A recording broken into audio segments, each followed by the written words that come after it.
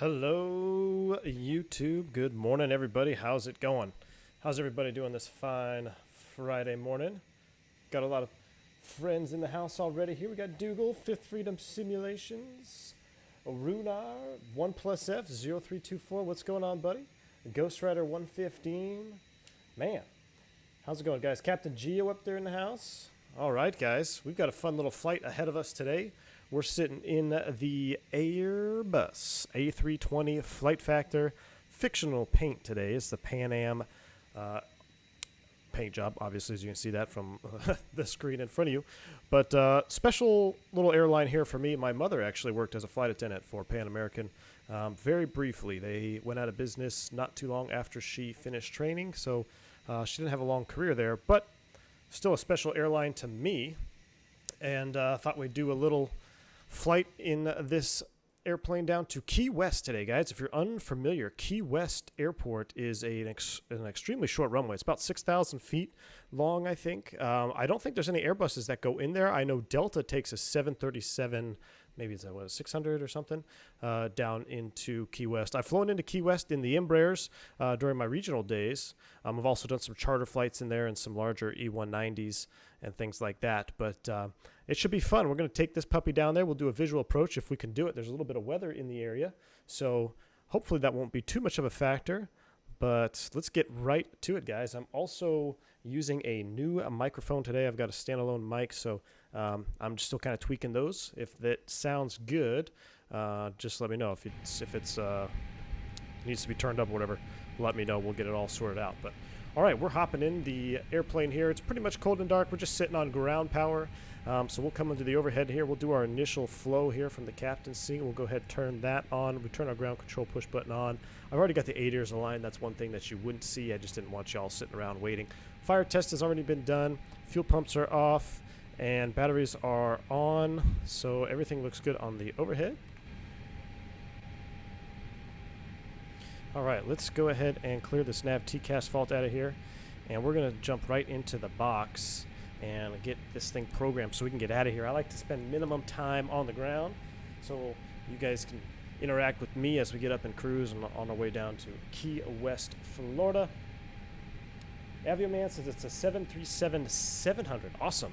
Yeah, I've seen them going in there before, man. I've got some good stories about Key West. I actually had one time we were down there. We got overfueled and we had to take our passengers out, and it was just a mess because it's very restrictive airport down there. You go in with a plan of weight and balance, and if that is something goes different, then you could have issues. So we're going to be Pan Am 522. One thing I'm going to do right now is I'm going to disable this gizmo plugin. Sometimes I have some issues with that.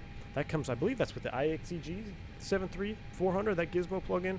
But there we go, get rid of that. We're going to go cost index 99. I hope I have our fuel planned properly. We don't want to have a lot of excess fuel when we get down there because we need to have the performance to get down and stop. So, all right, we're going to go cruise altitude of 350. And we'll go ahead and align on ref, confirm the alignment. Boom. All right, our route of flight today, we're going to depart eastbound out of Atlanta. So we're going to take runway 9 left on the Bang 2 departure to Luck transition. Let's insert that. Let's pop out our ND here. Let's take a look at our route as we program it. Get our constraint mode on. All right, so here's our departure. Pretty standard departure going out southbound. And I'm going to pull up the route here for me. Do you guys have Avitab working with the FlightFactor? I can't use my hotkey for it, but it's neither here nor there. We're just going to use the EFB that FlightFactor provides us for charts, but I just want to I just have the route here on my knee board. So we're going to go after Luck. We're going direct to Bullseye intersection, Zulu, India, followed by a Nikki. Remember India Charlie, Kilo India. Insert those two. After that, we're going to pick up Q81 all the way out to Carter intersection. And I believe Carter is near the edge of the Florida coast there. Insert that. Route flight's going to take us down the western side of the Florida coastline. Should be a beautiful flight with the ortho down there. And then into ICARUS, I believe it's the ICARUS simulations. Does that sound right? The ICARUS simulation Key West. So Carter, and then a Gigi, G-I-G-I-H, and then EYW, the Key West VOR. And we're not going to put an approach in yet. We're just going to leave it just like that. What I'll do here is can I clear that one out? Yes. Perfect. We'll leave it just like that. We won't put a runway in or anything because we don't know what the weather's going to be like down there. So we'll check that out. Fifth Freedom says at V1, place bearing distance today. Oh, baby. Maybe we will. I would really love to use a fix info on a flight like this down to Key West. Unfortunately, the fix info page does not work in the FlightFactor nor the TOLUS. So it's kind of a bummer that I can't do my full procedures that I'd like to do. But hey, beggars can't be choosers, right? So we've got our secondary.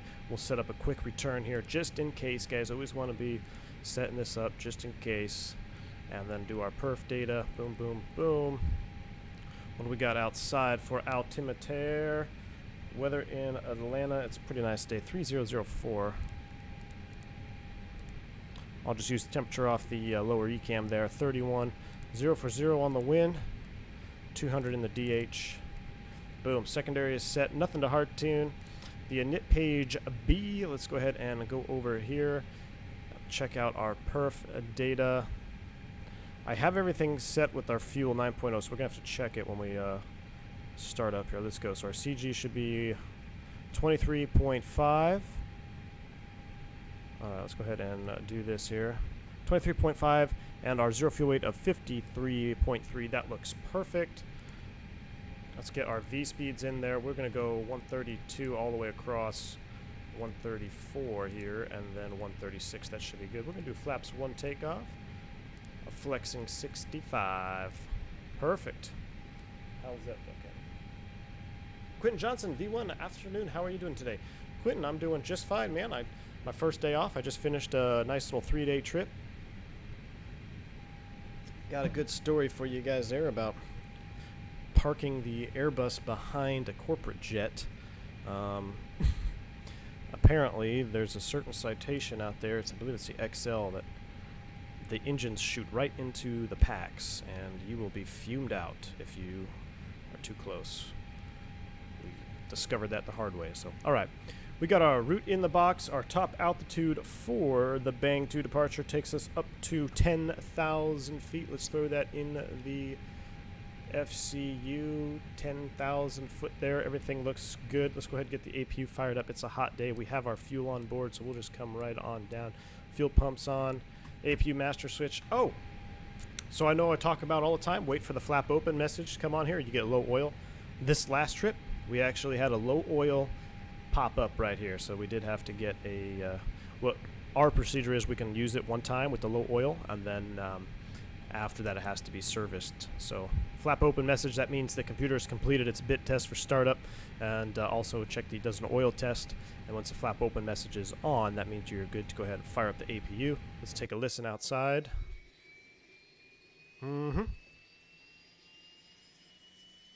Daniel Smith, what's Pan Am's ICAO? It's Papa Alpha Alpha, I believe. Pan American Airways.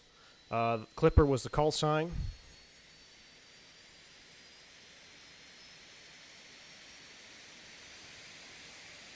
Oh, yeah. We've got the Matavia mod going here, too, because I figured this is an older airplane, right? It's probably going to be pretty dirty. I've got the Matavia dirty engines on there. Look at these. Man, they look good, don't they? Nice little dirty smears on there. All right, so we've got our APU fired up here. Let's go ahead and wait for, we've got an avail light. We can disconnect that, get the bleed on. It's toasty in Atlanta. Let's get these cabins cooled down. We'll go pack floor low because we have a lower capacity today. I've only loaded, if we look here at the service, so in real life, I would imagine that Delta, when the 737 goes down to Key West, they have a loading restriction. I bet they only sell a certain amount of seats. That's my assumption. I know the Embraer, we could only take, depending on where we came from or where we're going to, you might have been seat restricted. More often than not, though, we were okay on that. It was just fuel. Now, a couple times we had it where we had an alternate was required, so we have to take more fuel. and then we couldn't have as many passengers, so then we had to block some seats off. The Embraer 190 was the same way. The 190 was actually seat restricted pretty much every time I went down there. So, but it looks good right now. So I've got 114 packs on board. We can go ahead and close the cargo. Lighter cargo, it's got only about 2,400 kilos on there, so we'll go ahead and remove the baggage loaders.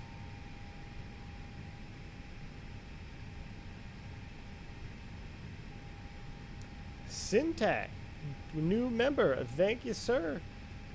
Glad you're enjoying the content. Want to be a sponsor of the channel? Well, welcome, welcome. All right, that is closed up there.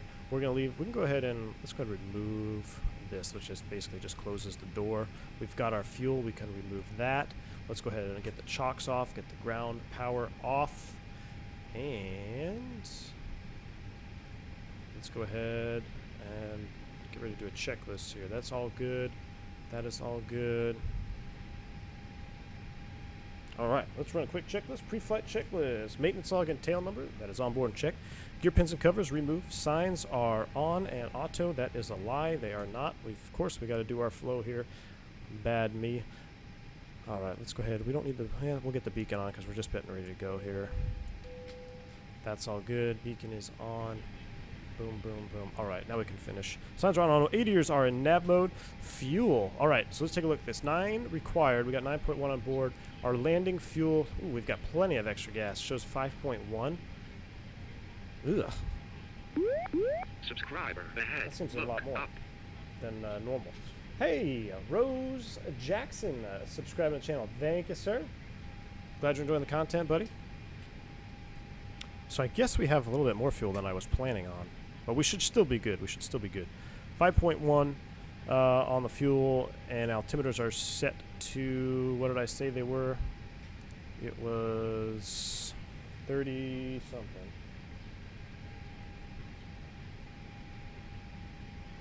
Pull up my old handy dandy weather. 3004 was the altimeter setting, so let's go ahead and throw that in the box. Boom and boom, right there. All right, altimeters on EFB are checked. Pre-flight checklist completed. Everything looks good. Let's plan our pushback. We're going to go off 9, so we're going to go tail south at the 45 is the common phraseology here in hot Atlanta. Ground to cockpit. Plan acknowledged. Call me through the menu when you are ready. Alberto Delgadillo, how are you, V1? I'm doing fine. Alberto, how are you doing? I'm a little bit, not tired, but this morning I had to cut the grass because I've been on a trip this week, so I'm still kind of recovering. You know, I'm outside running around cutting all the grass and getting everything looking good. Then I sit down in the air conditioning and just start sweating. All right, so everything looks good. Let's go ahead and start the pushback process. Ground to cockpit. Tow is driving up. Before start, check windows, doors, and sides. They're closed and armed. The beacon is on. The thrust lever's idle. Parking brake is set for now. Before start checklist is complete, guys. Let's get ready to get out of here. I love this. Is the Nimbus Studios Atlanta as well. I love this airport. That's why we're back here again.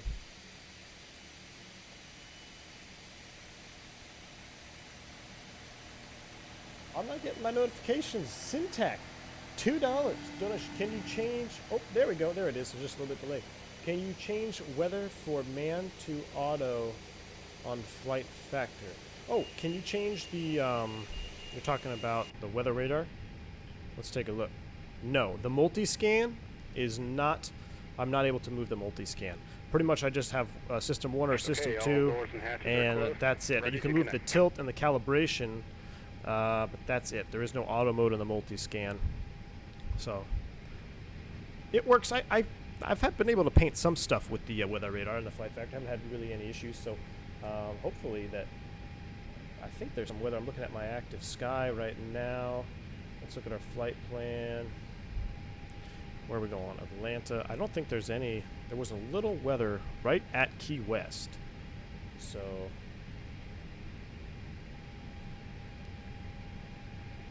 let's see. I'm just pulling that up. People call me. Everything happens at the same time here. So according to the active sky map, ooh, there is some radar. There is some weather over there at Key West. So we're gonna have. That'll be interesting. I want to do a visual approach if I can. And you may start engines. Oh, sorry for the key movement there. I just want to watch this pushback.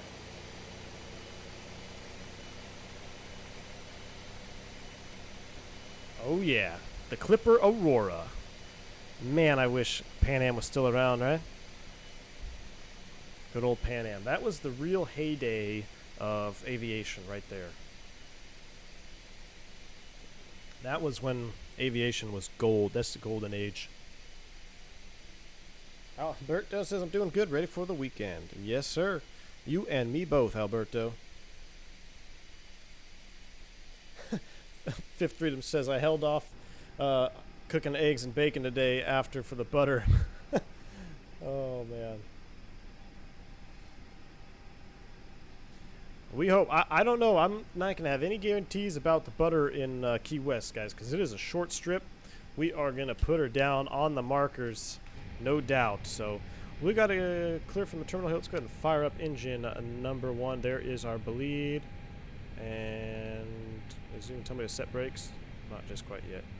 I'm going to mess up my start sequence here. Well, let's listen to these puppies rumble. Look at that engine texture.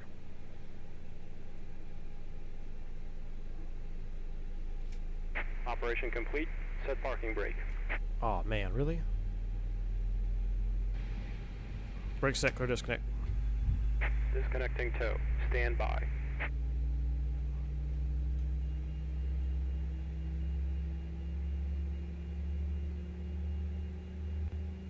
Listen to those sounds, man. Yes, sir. Yes, sir. Ahead. Look up. New subscriber. Thank you, Black Sky Ben. Good to have you here, man. Glad you joined the content. We'll go ahead and disconnect and hand signals. We have a good start on engine number 1. First flight of the day. Let's go ahead and fire up engine 2 so we have proper warm-up time. PTU firing off. Rose Jackson says, how do the Airbus sound in the sim to real life, and happy to be aboard. Happy to have it here, Rose. I'll tell you what, the FlightFactor BSS sound pack has been removed. Hand signal on the left. We'll see you next time and have a safe flight. All right, thanks for the smooth push. We'll see you next time. The sounds on this BSS pack, Rose, are second to none. I think it's right up there with the Zebo. I mean, it sounds like the real thing. Now, granted, the sounds that you hear in the cockpit don't really match exactly what you hear in real life, but it's more immersive to me. Like, you don't hear the PTU from the cockpit. You don't hear a couple of other things in the cockpit. But for me, it's all about immersion, right? So I get very immersed. Listen to those.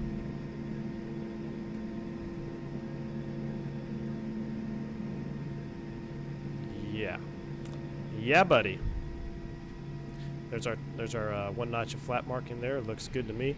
All right, so we have boom, boom. Oh, we didn't put our squawk code in of 2532. Oops. Let's go ahead and set that. 2532. That is in auto mode for now. That looks good. Come back to the overhead. We can kill that. We can kill that. That looks good to me, guys. Let's do an after start checklist. Engine anti-ice is off. Yellow electric pump is on. Rotor trim 0. After start checklist completed. Donation coming in. A thrust set. $10 donation. Thanks for that. He says, yoga takeoff. All right, thrust set. Since you requested it, man, let's do it, huh? Let's do a yoga takeoff. Let's go ahead. Excuse me. We'll clear the flex out of there. We're going to do a yoga takeoff. We'll leave the speeds the same, which probably wouldn't be too wise to do in real life, but we can handle it. We're going to go straight full yoga out of here. Our after takeoff, our after start checklist is complete. Let's release the brakes and get on our way to Key West, everybody. This is going to be good. I'm excited to fly down there. I've never even attempted to land the Airbus in Key West yet in X-Plane. So this is a first for me. Heck, I hope we can even do it. I didn't even run proper landing weights or anything like this. This is a very dangerous road right here in Atlanta, by the way. That actually just happened, a couple weeks ago, maybe a few months ago. There's a picture of a truck running into an MD-80 or Super 80. But man, those roads that connect the terminal buildings here in Atlanta, there's cars just flying all the time right through here, all the way down on all the terminals. It's a complete craziness, madhouse. But yeah, I hope we can even land. It'll be fun. It'll be fun. I'm not scared. You guys scared? I'm not scared. We can do it.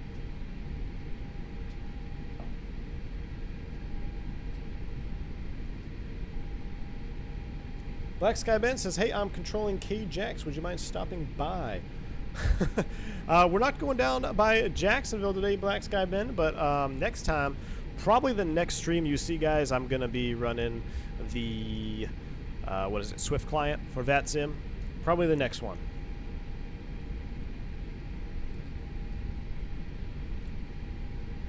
All right, we're going to make a, I didn't even pull up the chart here, I apologize, but just I've been in and out of Atlanta for the last couple of days, so I know where we're going. We're going to make a right, then a left, and then a right all the way down to Niner left. And actually, in real life, Niner left is closed right now for construction, but we're going to go down there. So that's beautiful. Look at all those Southwest 7.3s over there. I almost did a Zebo stream today, guys. I almost did it. I feel like the first Zebo stream, though, it's got to be done with a yoke. It's got to be appropriate. So I'm waiting for that honeycomb to show up, but that Zebo mod is pretty sweet.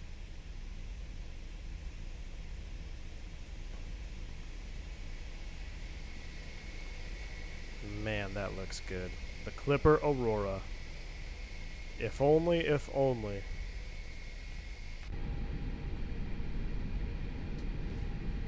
Ifrin Ahmed says, V1, which A320 would you recommend apart from the FlightFactor for casual simmers?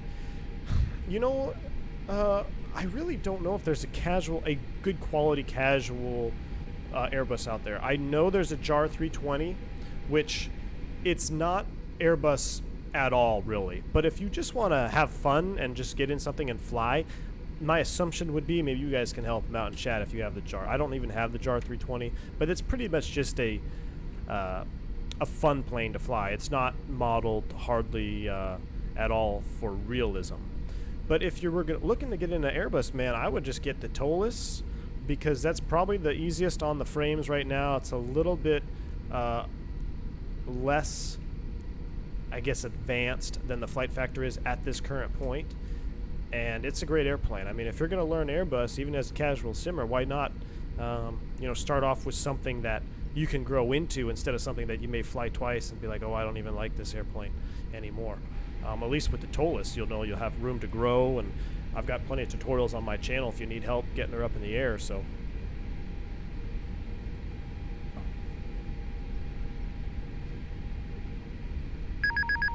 Donation. Q8 pilot in the house. How's it going, Q8? I am glad to see you here, man. Been watching your little helicopter reviews. You guys, he needs no introduction. The man, the myth, the legend, Q8 pilot. He says, Captain, I was thrilled to see you amongst the top 1,000 pilot list worldwide. Very impressive resume. Thank you, Q8 pilot. I really appreciate it, man.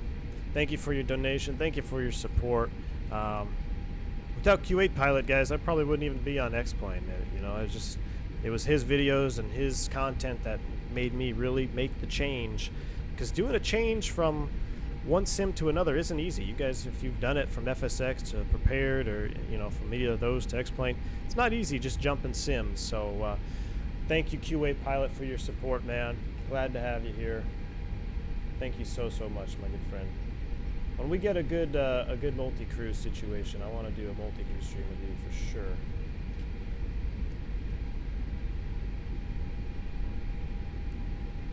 All right, we're approaching the end of the runway here, and oh boy, let's go ahead and we'll just go to a stop here, and we'll do all of our checklists here since we're single pilot today. So we'll go ahead and a light comes off, a brake set. There's our pressure. Let's go ahead and do a flight control check while we're stopped here. Full up, full down, neutral, full left, full right, neutral, a rudder, a full left, full right, a neutral. We're going to go auto brakes max, takeoff config. We'll go ahead and turn the radar on, PWS to auto. Ooh, I can't move the PWS either, it looks like. TARA, whoa, I got to get my stop zooming on there. TARA. We'll make a little PA, flight attendants, please prepare for takeoff. We'll call them up here. Yes, sir. Yes, and sir. Now we need to do a cabin ready thing here, because apparently we are flight attendants as well. So we'll do that for them. And we should have all green. We'll run a checklist. B for takeoff check. Gross weight comparison is complete. Pitch trim, I should have said that. 0.5% CG set. V1, VR, V2 flex. We got 132, 34, 36, no flex. Flaps, they are config 1 plus F. Flight instruments are checked. Flight controls check. ECAM memo, takeoff all green. ECAM status check. PWS is on. TCAS, code set. TARA, cabin crew advised. Mini brief is complete.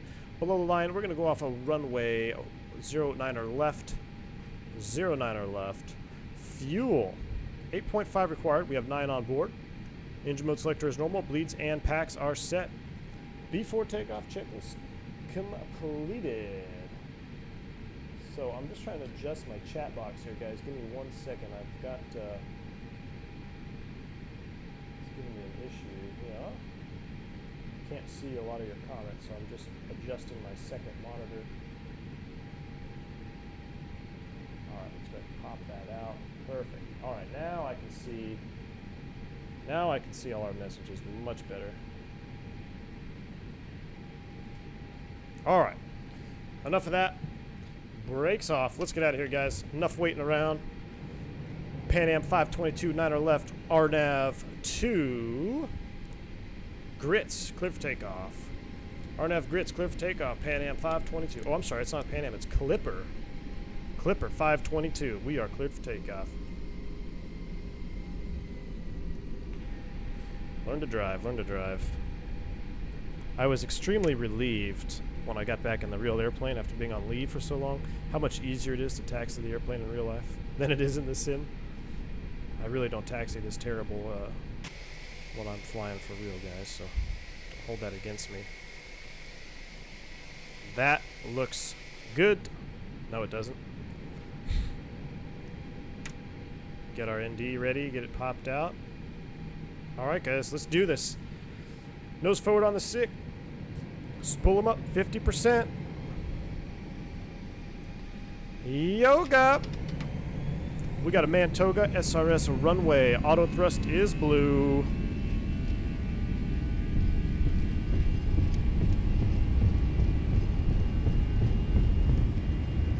$80 knots. Thrust set. Checked. Neutral at 100. V1. Rotate.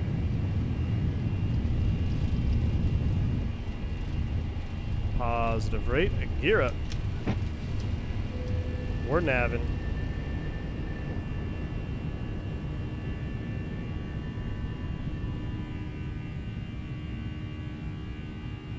Yes. Oh, we forgot our inner marker is on still.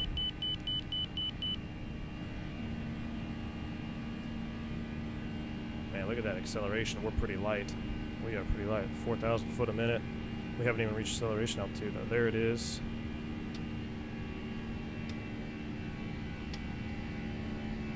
Thrust, climb, climb, auto thrust. There's a retraction speed. Let's do an auto retract to the flaps today.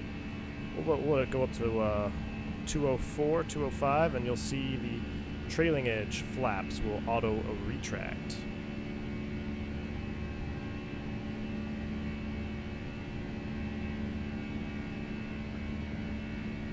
And there they go, auto retraction.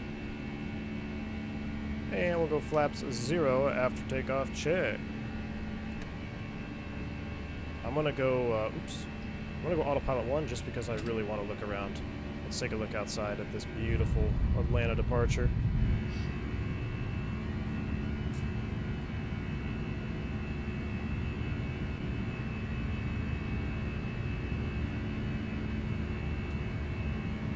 Yes. Mark asked why a toga takeoff today. I wasn't gonna do it, Mark, but Thrust Set requested it. So, hey, if you guys want to see toga, we're gonna do toga. Besides, we're not paying for maintenance. Let's get a flyby view. Watch your ears.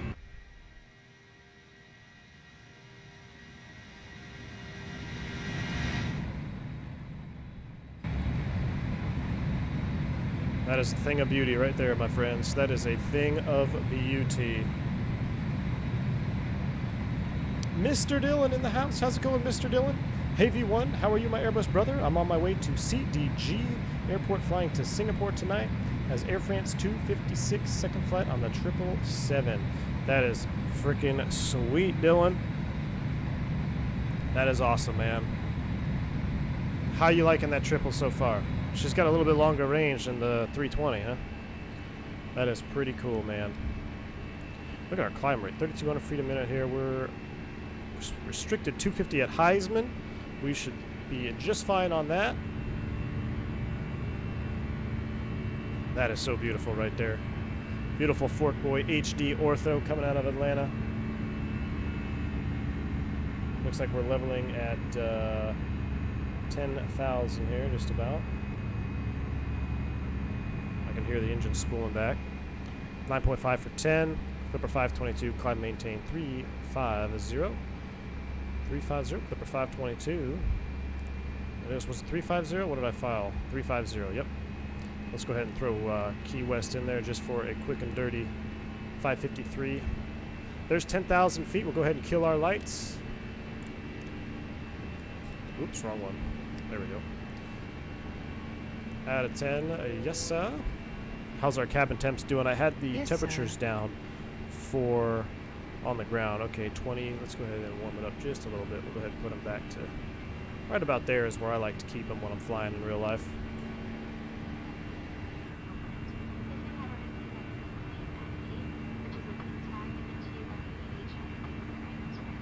That skin is juicy. Yes, Fifth Freedom, I agree.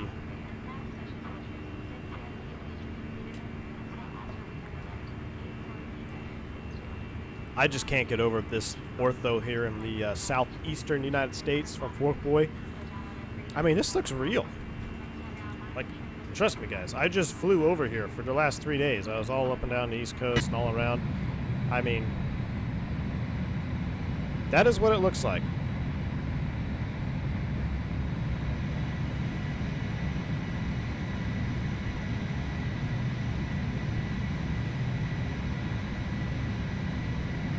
Slam Kenneth says, can't wait for some new Fork Boy Southeast ortho. Yep.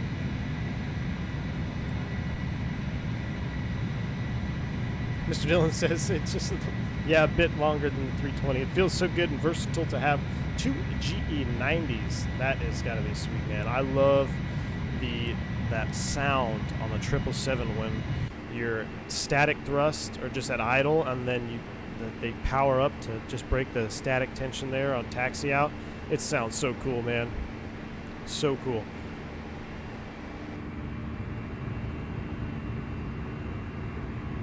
Big old GE90s on there. What's the thrust rating on one of those, Mr. Dillon? That's got to be some serious thrust coming out of those puppies.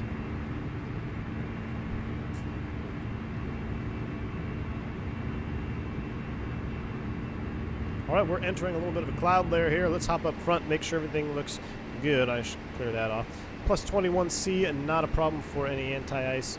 We can go ahead and zoom our map out just a little bit there. I think that's just what that is. That's just ground clutter there. That's not even, there's nothing to worry about. What we can do is let's do a little manual tilt. I want to move this screen. Why can't I move you out of the way? There we go. Move the screen. I'm going to enlarge it. Let's look at this weather radar here. We'll go man gain. Tilt it up 1.0. And we'll go back to calibrated. I don't think we shouldn't be painting anything here until we get down to pretty much the southeastern tip of Florida. Everything else looks pretty clear for our route of flight, so that looks good. We're busting through the clouds here. Hop out on that Batavia wing.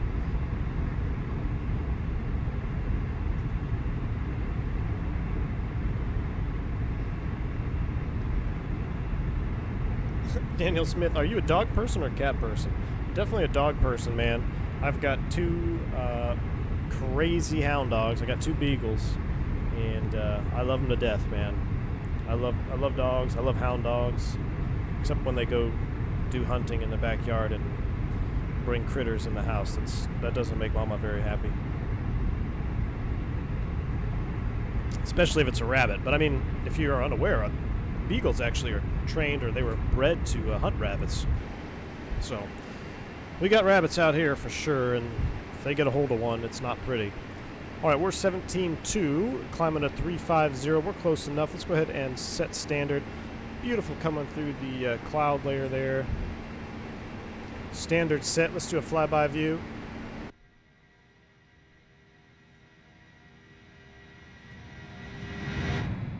That is so nice.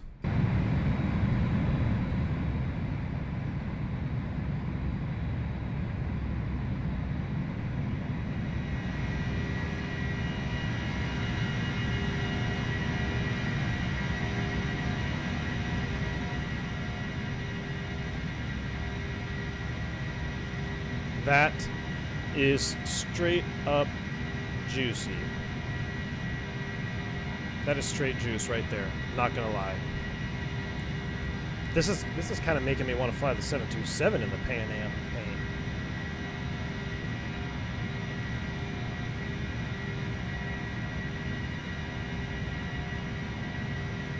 Oh yeah. Exortment says V1. How does it feel to take off in real life? Man, it feels good. I enjoyed takeoff roll quite a bit. Pretty much when you're flying for real during the takeoff roll, your main focus though is pretty much on an abort, because especially from the left seat, like your whole job is to, I guess, monitor, and not monitor because you're flying pilot sometimes too, but your primary concern is safety, right? It falls on your shoulders. So the takeoff roll for me personally is, okay, everything up until 80 knots, that's considered a low speed abort, so my mind is kind of thinking, all right, we're good. Once we hit 80 knots, now I'm focused on maintaining the center line, maintaining control of the aircraft, and I'm ready to abort at any point after 80 knots, because if we get a caution that comes off that's an abortable or rejectable offense, I guess, we get a master warning, you got to reject. I have control. That's going through my mind a lot. And then after V1, of course, your hands come off the thrust levers and you're going. So now you're just focused on getting airborne. So that's kind of my thought process when I'm thinking. But at the same time, in the back of my head, I'm always like, yeah, this is cool. I'm loving this feeling, especially if you're light, and you get pushed back in your seat a little bit. The 320 is not a powerhouse by any means, but especially if you're light, you get pushed into your seat a little bit. It's always fun. It's always fun. My favorite's got to be landing, though. I don't know if landing could be more fun than taking off, but the one difference is takeoffs are optional, landings are mandatory. Like once you rotate, you are going to have a landing at some point. That is not optional.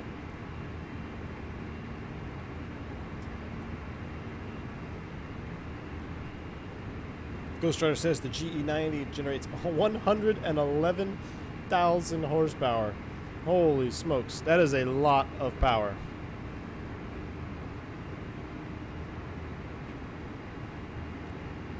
Are you guys? I salute Oscar Pilot for his excellent contribution to the Orthofork Speed X plane. So, are you guys?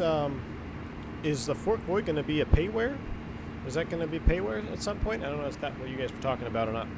I'm surprised it's not, because it is so good. I mean, looking at this image right now, guys, I'm telling you, if I had pictures of where I was flying this week, this is what it looks like. I mean, it's a little bit more green right here, but it's pretty much the same thing.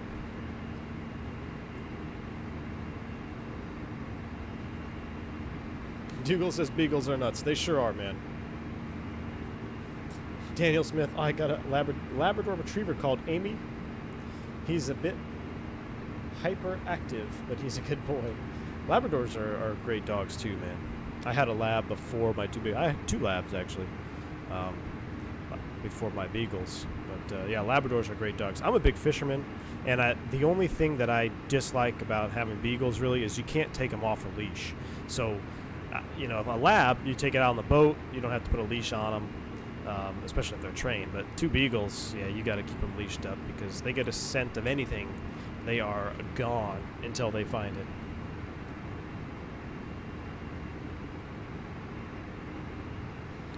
Zachary Gaming says, whoa. He doesn't say whoa, I just said whoa. Thank you for that weather reload there. Zachary Gaming says, Hello, I hope you're doing well. I have a question. Do you need to be really good in math and physics to become a pilot? Thanks a lot. My goal is to become a pilot. Zachary, I wouldn't say you have to be extremely good at math. I mean, honestly, the type of math that you do as a pilot is a lot of simple math. So you do a lot of multiplication, you do a lot of division, a lot of addition and subtraction, and you use bigger numbers for the most part, but it's not like you're doing like these super hard equations or anything. As long as you have a basic understanding of math and you're quick with the basic principles of math, that's really all we use, in all honesty. Now, there are some situations, yes, where you may get yourself into a math problem, but for the most part, it's just multiplication, division, subtraction, and addition with larger numbers. That's really all it is. As far as physics, to become a pilot, you don't really have to be good at physics. You will become good at physics, though. You will learn about momentum and energy management and all that stuff. But I wouldn't say that it is a requirement to be, super good in any of those fields to become a pilot, especially, at the private pilot level. I instructed a lot of people that just, basic math skills, that was it.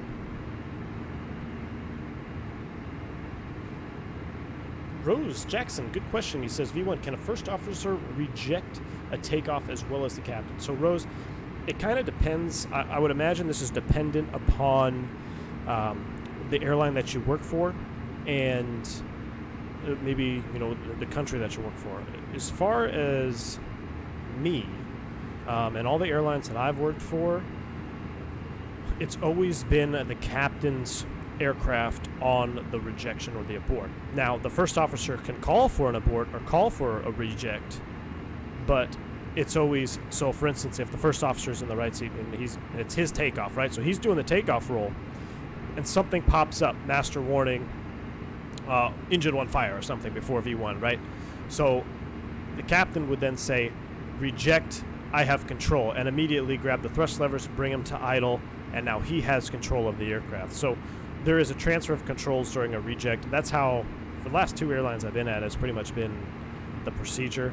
The FO can call for it, but I don't think I have ever been in a situation where the FO has been allowed to perform the reject. Now, in training, to get type rated, you have to demonstrate, even as a first officer, you have to demonstrate a rejected takeoff. You do a couple of them. So even as a first officer, you go through training and you reject the takeoff, you keep it on the runway and all that stuff. So you're trained to do it, but as far as company procedures, where I have been involved in that situation, it's always been the captain's aircraft at the rejection point.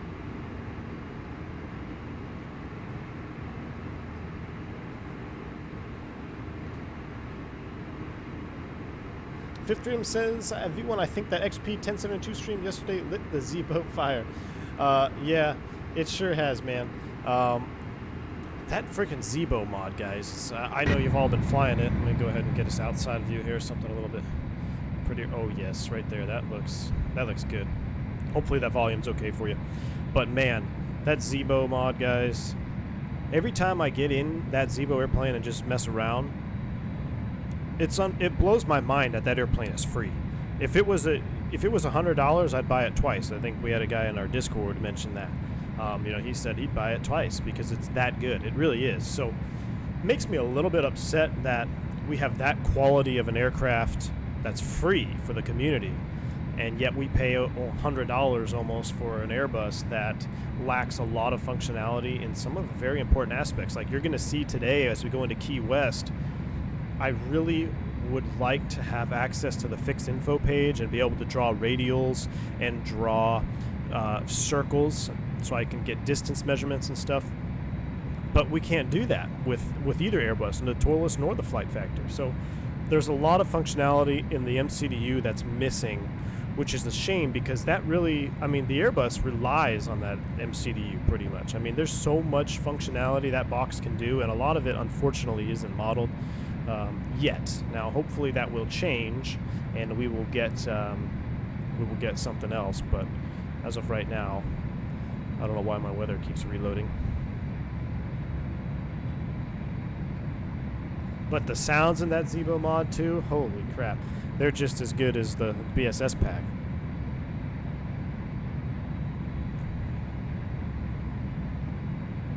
Quentin Johnson says, if you were going to start an airline, where would your East Coast hub be? Well, it wouldn't be Philly, I'll tell you that. I have PTSD from that airport. I can't stand Philadelphia.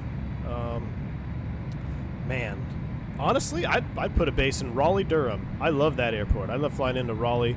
They have a great little airport there. It's been, I don't know, it's not recent anymore, but it has been remodeled relatively recently. It's just a fantastic airport. Good food, clean airport, functions well. So if I were to start an airline, I'd start it right there in Raleigh-Durham probably. Good weather, nice people.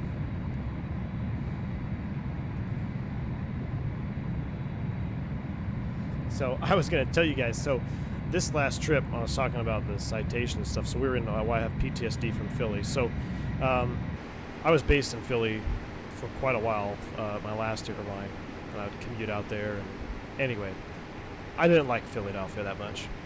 So the other day, we're taxiing out for takeoff, and it's just a normal day. It's, what was it, like a Wednesday or a Tuesday, and 8 o'clock in the morning, 9 o'clock, I think it was around 8 o'clock in the morning, so it was I guess, rush hour. We push off the gate. There's maybe 2 planes in line for takeoff. We get out to the runway. Literally, there's probably 40 planes in line for takeoff. So from the time that we pushed back and started engines, it must have just been the Philly rush. So we taxi out there, everyone's stepping on each other, trying to contact ground, trying to contact the ground controller to get a taxi clearance. Everyone's stepping on each other. And when I refer stepping on each other, it's when 2 people key the mic at the same time, and it just sounds like there's no transmission. And it gets very aggravating. So the controller's pissed off. Everyone's pissed off. And we finally get our taxi clearance. We go out to the runway, and we cross 27 right, because they take off at 27 left. So we cross 27 right, and I'm taxiing the airplane, and I pull up behind a Cessna Citation XL, I believe. I think it was an XL. And if you guys know what an XL is, you can probably Google it. It's a low-wing jet, jet engines on the tail, and apparently the engines on the Citation XL are perfectly aligned with the pack inlets of an Airbus. So whenever you taxi behind somebody, you try to give them a little bit of room because you don't want to breathe in all that jet fuel or that jet exhaust. But it's almost really not an issue because the engines are far out and they don't really go. Let's see if I'll show you here. Oop. So the pack inlets are right here, 1 and 2. Let's see. I think, oh no, here they are, 1 and 2. Here are the pack inlets on the NACA ducts. So, when you're behind another jetliner, it's not terrible because, their engines are out here. You may get a little bit of fume ingested into the packs. But that Citation XL, I swear, its engines are like right here and right here. So we pulled up behind this guy, and it just flooded the cockpit and the cabin with the smell of jet fuel. Jet A burning, and I'm just like, oh my gosh, this isn't good. Like, this can't be healthy, right? So I ended up opening my window and trying to fume it out, but that doesn't help because there's 76 other airplanes in front of him, and there's planes off our left that are at a 90 to us, so that's blowing jet fuel in, or jet exhaust into the cockpit. And I'm just like, what is going on here? So we sat like that for 20 minutes before he even moved out of the way. Then finally he moved and made a turn left to go onto the next taxiway, and I just stayed way behind him. The controller wasn't too happy. He's like, are you going to pull up? I'm like, no, we're not going to pull up just yet because that plane stinks. So, and of course, I had a freaking headache from Philadelphia all the way back to Dallas because we were breathing jet exhaust for 20 minutes. So I learned my lesson that if I ever see a Citation XL on a taxiway, I'm going to stay way the hell back. I am not getting close to him. So normally you try to get close up to the guy in front of you, make room for a plane behind you, but not if it's a Citation. I'm not doing that again. Subscriber Bud Fields, thank you, sir. Thanks for the subscription. Glad you're enjoying the content. What else happened on this trip? I had all kinds of things happen on this trip. Let me get back to some of these comments here before I go on another tangent. Guys, if you haven't already, real quick, if you are a commercial member, I'm going to be closing the comment thread for the V1 After Dark video. So I've got the outline set up for it. And when I get to the Q&A section, I'm doing all your questions that you're asking me. So if you haven't already, navigate to the community tab of this channel, the V1 channel, and you'll see a post there. If you're a commercial pilot member, you'll see the post. If you're not, you won't be able to see the post because I can, it's visible to only those that are commercial pilots. Post a question. Just post one if you can, maybe two if you really are desperate, but there will be other times for more Q&A questions. But for this month, the month of September, post your question that you want to ask me directly, and then I'm probably going to do that recording this weekend, and then we should have it out here before the end of the month. So I'm really excited for the first V1 After Dark video. I'm going to go through some story time, Q&A. We're going to talk about both Airbuses and X-Plane, and it's just going to be a cool little video for my members that are really supporting this channel. So if you haven't done so already, commercial pilots, go to the community tab and post your comment.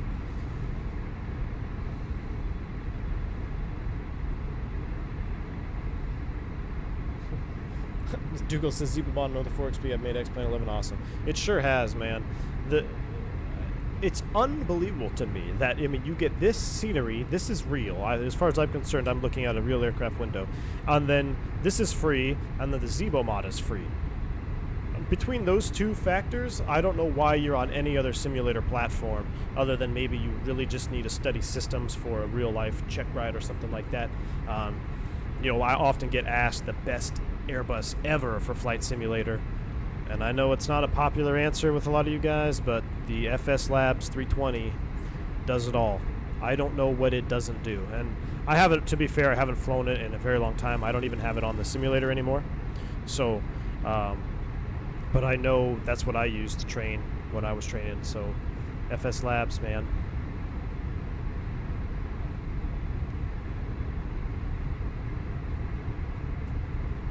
Syntech coming in, super chat. It says you and Flight Deck to Sim should do a FNO flight.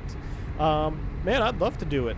I really think that I think it'd be awesome to do a multi-crew with Flight Deck to Sim in the 7.3, especially since I love it. I love that Zebo. I'm an Airbus guy through and through, but man, you got to appreciate good quality work, and that Zebo definitely is up there.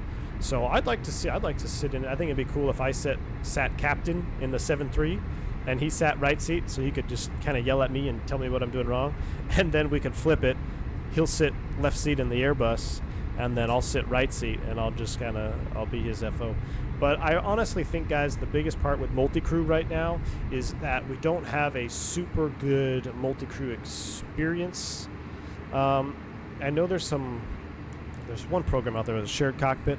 I haven't even tried that, but I'd like to, maybe I will. I know another guy on the Discord, he's a 320 pilot as well. He said we should do a multi-crew Airbus flight. I'd like to do that.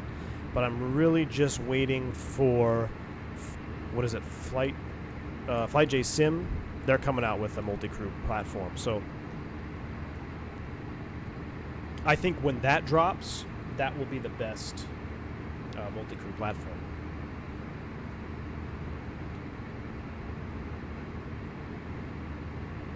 Dougal says Tolos appears to be slowing down with the updates. Yeah, I do agree. It's just that thing, man. I think all the developers for X-Plane, other than FlyJ Sim, need to take a page out of Zebo's playbook, because the amount of updates that they push out on that airplane, it's unreal. You can't fly the most current airplane unless you download it the day or the hour before you do a flight in it, because the updates are just unreal fast. It kind of makes the other companies look a little bad. I'm not gonna lie. It's like, come on, guys, get something out, even if they're small. Like, hey, put a little update out for this. Like, do a little tweak here, a little tweak there, whatever. But we'll see. I'm sure they have their reasons. HD Sim says you can do a lot with the Zebo FMC. I was messing around with it. You sure can. Slam Cannon, you gonna start your PPL soon, huh? That's pretty sweet. It says agree RDU Raleigh is my local. Oh, it is? I didn't even know Raleigh was your local. And they've been doing a good job with the remodel. Yeah, man. I love Raleigh-Durham. Great airport. Great bathrooms, too. It sounds weird, but yeah, man. If you got to go to the bathroom in the airport, Raleigh-Durham, that's my #1 airport I'm going to go to. See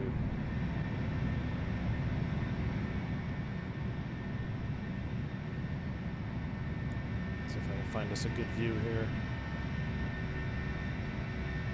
Yep, I'm loving that. UAE Boy 45 says, hey, which side stick do you use? I use the Warthog, and I'm loving it, man. I know it only has a right-hand stick, but I fly a lot of other like I fly a digital combat simulator, so I kind of need the right stick, so it doesn't bother me. And besides, you know, at this point in my career, I'm pretty comfortable just flying both hands. I sit. Sometimes you have to sit seat support anyway, and you flipping seats in the simulator, so it doesn't bother me that it's not a left-hand stick. It would be cool, you know, if they had an Airbus one, but I think there is. Somebody posted a link in our Discord of a actual Airbus stick, but I think it's almost $1,000 to try it out. I have no idea what it's like or what kind of quality it is, but if you want something that has the tactile feel of an Airbus side stick, I would highly recommend the Warthog. I know it's got a ball gimbal. It's not like, you know, the separate channels as the real Airbus stick, but just the tension, it feels right. Polar coming in with a $16.99 donation super chat, €1. He says, hey man, I've been here last time, looking to pass by more often. You and Cap in Canada are my fave YouTubers. Keep it up, man. Hey man, I really appreciate that. Thank you for the kind words, man. Thank you for your support. Thanks for supporting the channel. I'm glad that you're enjoying the content. I do hope to see you around more often. I hope you're learning stuff and enjoying some Airbus. So really appreciate it. Thank you very much, sir.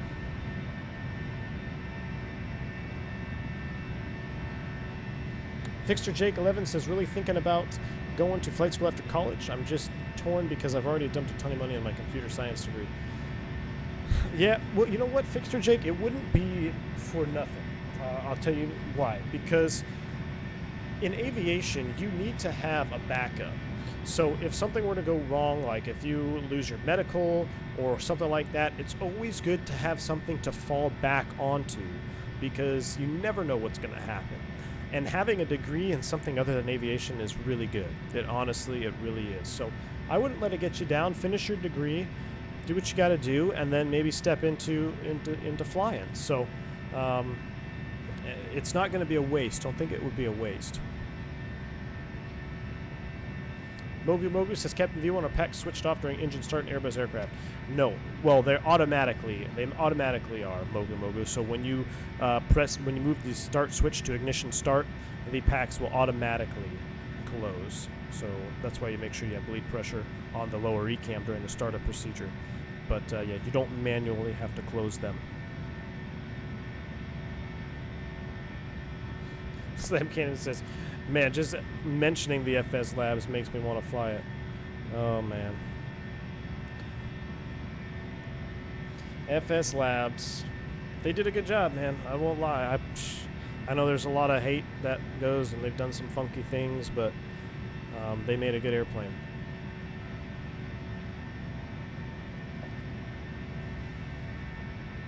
Ghost Rider 115 says, how about the Aerosoft 320, 21, 18, 19? Ghost Rider, the only experience I have with the Aerosoft Airbus, I think it was the Aerosoft 320. Thank you for the subscribe there, Sim Boy. Appreciate it. Glad you're enjoying the content. Good to have you aboard. But as far as the Aerosoft aircraft go, I think I only flew the A320 Aerosoft, which was in FSX, if I'm not mistaken. And it was okay. I mean, it wasn't bad. If that was in X-Plane, I would say that would be your probably go-to, just learn basic stuff Airbus. But you're not going to learn really Airbus with the Aerosoft one, at least the one that I had experience with in FSX. So, and I think, honestly, a lot of the Airbus hate comes from people that fly a poorly modeled rendition of the Airbus. So, for instance, and I'm not, trying to speak bad about the JAR Design 320 or anything, but from what I experienced with their 330, their 320 is probably not far off from the same type of product, which is fine. Some people just want a very light simulation and get in and go. But then when things don't work properly or they're buggy, people think that that's an Airbus problem. Like, oh, I hate Airbus. It doesn't do this. It doesn't do that. And it's probably because you're not flying a good quality Airbus product. So, because a good Airbus product like the FlightFactor, the TOLUS, I mean, it does everything you need it to do, especially in the sim. So, there's that. New member Fixter Jake 11 just sponsored. How's it going, man? Thank you so much for becoming a member of the channel. Thank you for that, sir. I'm glad you're enjoying it, and I hope to see you more around here on the streams.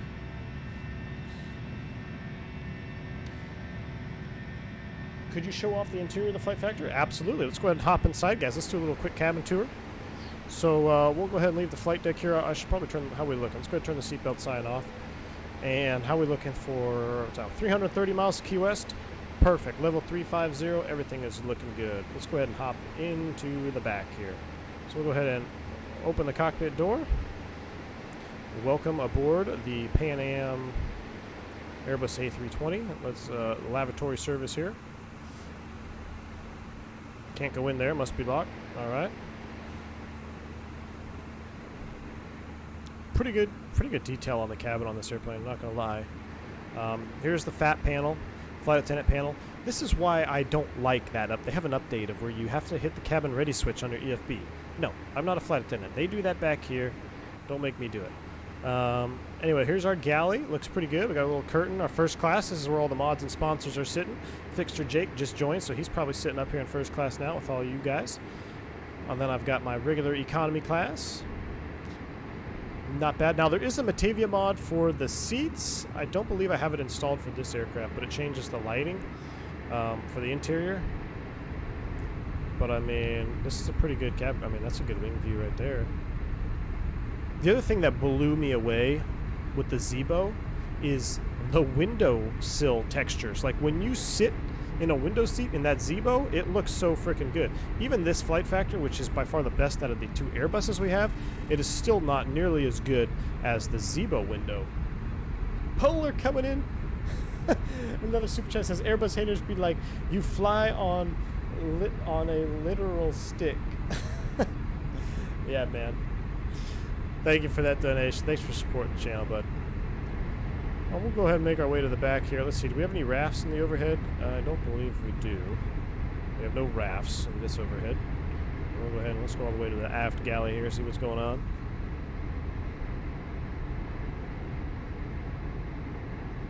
We got two toilets back here. This is our aft galley. That's where we keep all the good snacks and biscoffs and good stuff. Now there's about, I don't know, I think there's 3 or 4 different configurations the Airbus can have. They can have like a flex galley, space flex galley. So it just kind of depends on what airline you fly for and what airline you're on.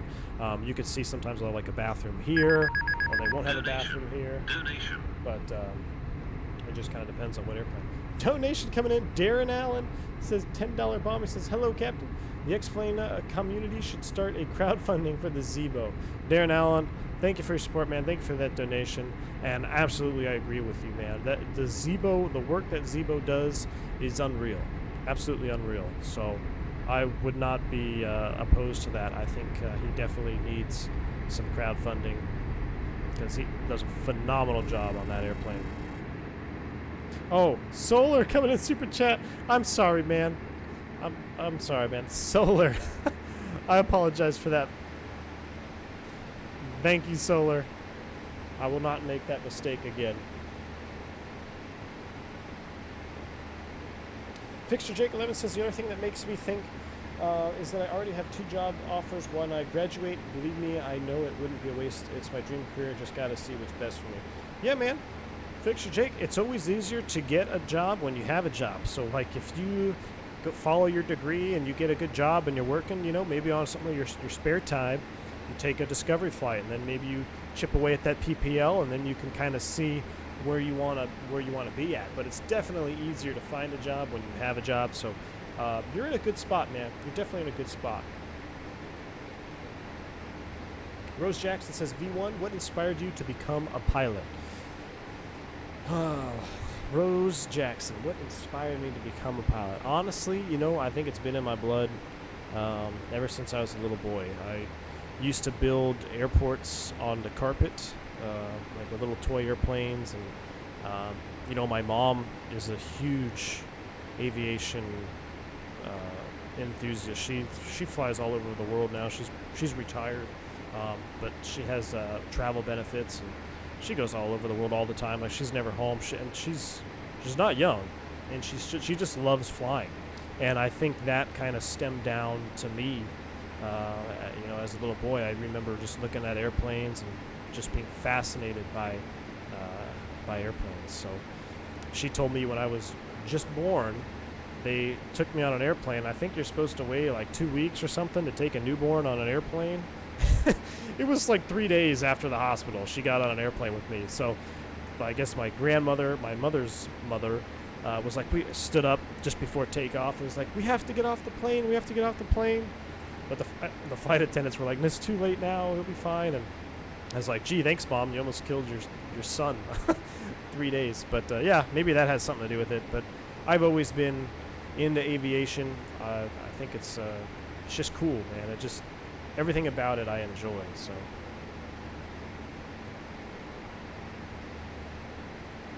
Lagoland says, you and FlightFactor Sim in the same cockpit would be an Avengers level crossover. I think it'd be a lot of fun. I really do. I think it'd be a lot of fun. Oh yeah.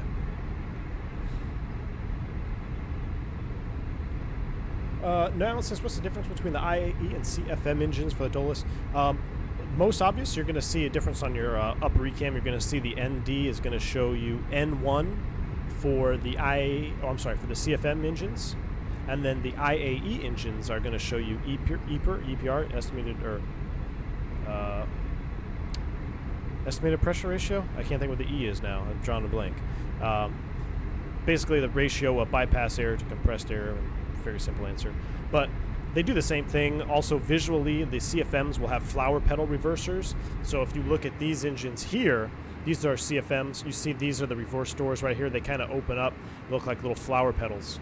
The IAEs will do they have the full sliding door.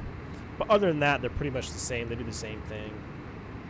I actually think they're the same thrust rating as well. The CFMs will start significantly faster too. I think the CFM starts in about 30 to 40 seconds.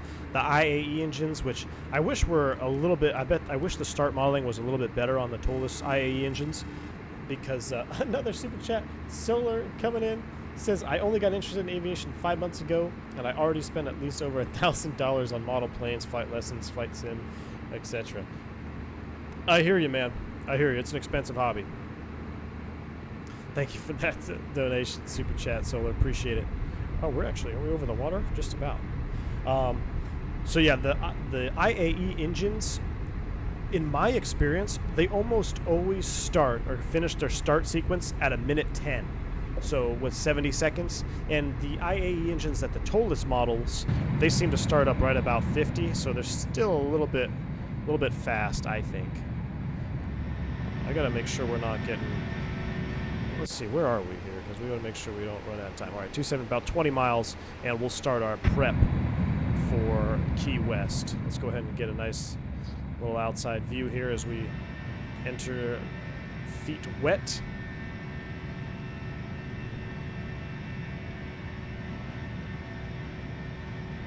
Rose Jackson says, V1, why do they tell you not to use your phone for takeoff and landing? Does it interfere with the aircraft systems? Is it true? Okay, so about back in the day, yes. I mean, landing, if you're doing a Cat 3 landing and 120 people or how many people all get a phone call across the threshold, your rad out may be off, 50 feet or something. But it's really, honestly, nowadays, it's for your attention. They don't want people on the phone being distracted, because during takeoff, if you are distracted, you're on the phone or something, you have to evacuate, it happens quick, right? So it's really just a attention thing to keep everybody focused. If cell phones really were a threat to aviation, we would have a lot more to worry about. Now on landing, depends on your company procedures or whatnot, but I'm pretty sure if you do a Cat 3, when I used to fly the Embraer 190, when you did a Cat 3 approach, you had a no PED sign, a no personal electronic devices sign, instead of the no smoking sign. And it was our procedure that during a Cat 3 we had to have the no PED sign lit, which meant that you had to actually shut your phone off.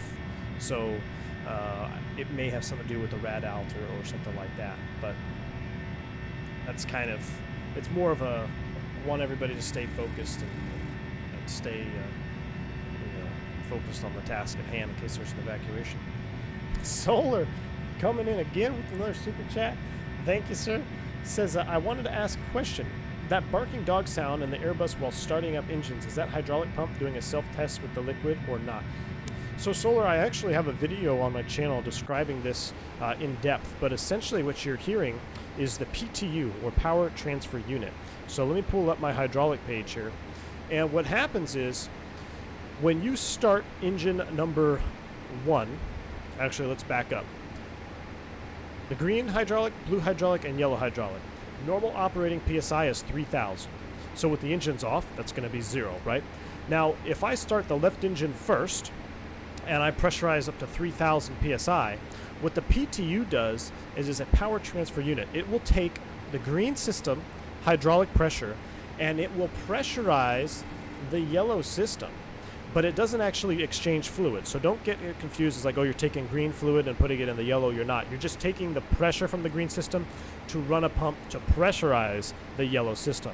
And when it starts pressurizing, that's when you hear that rear, rear. And that's typically if it's, let's say it like drops to 2,800, you hear that rear, pumps it up to 3,000, then it may drop rear. So you hear that constantly going around. Now, you can turn this off by using your yellow electric pump. So a lot of people ask me, why do you start engine number 1 first? And I'll tell you why we start engine number 1. I know in Europe they always start number 2 first, and I don't think it makes sense. And it's because of this reason. When we do a single engine taxi, we start engine number 1 first. Well, we start engine number 1 first all the time, but this is why. When you start engine 1 first, what we do is we turn on the yellow electric pump right here, which will then pressurize the yellow system to 3,000. With the yellow electric pump on and engine 1 running, you don't have to listen to the PTU barking pressurizing the yellow system. If I were to start the engine 2 first, like they do in Europe for some reason, and I do a single engine taxi on engine number 2, the only way to pressurize the green system is through the PTU. So you're going to hear the PTU the entire taxi out when you're taxiing out with the number 2 engine starting, which it's uncomfortable for the passengers and it makes no sense. So I think Airbus actually recommends that you start engine 1 first. Now, they may have different procedures for other reasons. I don't know. Those I don't know. Maybe Dylan, if you're still in the chat, maybe you can, maybe there's a reason that you guys do engine 2 first in Europe. But it's my assumption that would be, it makes no sense to have this run and run the PTU when you can just start engine 1, run the electric pump, and eliminate the PTU from barking. So now once you start up both engines, then it doesn't matter anyway. You can hear, you're not going to hear the PTU. So that's what you're hearing with that barking dog sound. Dougal coming in, he says, thanks for all your work. Can you remember your first ever flight? What was it on? Mine is a Comet 4B. Oh, so my first ever flight as a passenger? No, because I was about 3 days old. But my first ever flight that I got into flying, yes, I actually remember my first 3 flights very vividly. One, because the instructor was good looking, and I was like 13 years old. So if that makes me a perv, I don't know what to tell you. But so I was 13 years old. My first flight, I believe it was in a 150, and let's see, we took off on the first flight. We had a complete radio failure the first flight. So I didn't know what was going on. I'm just a 13-year-old kid. But I remember vividly the light gun signals. The instructor, her name was Katie Emmerich, actually. I remember her name. And she did everything right. I was like, what's going on? We don't have radios. But I wasn't really scared because I didn't know what to be scared of. But she did the whole light gun thing. I remember she was saying, hey, look at the tower. Here's your light gun. That means we're clear to land and all that stuff.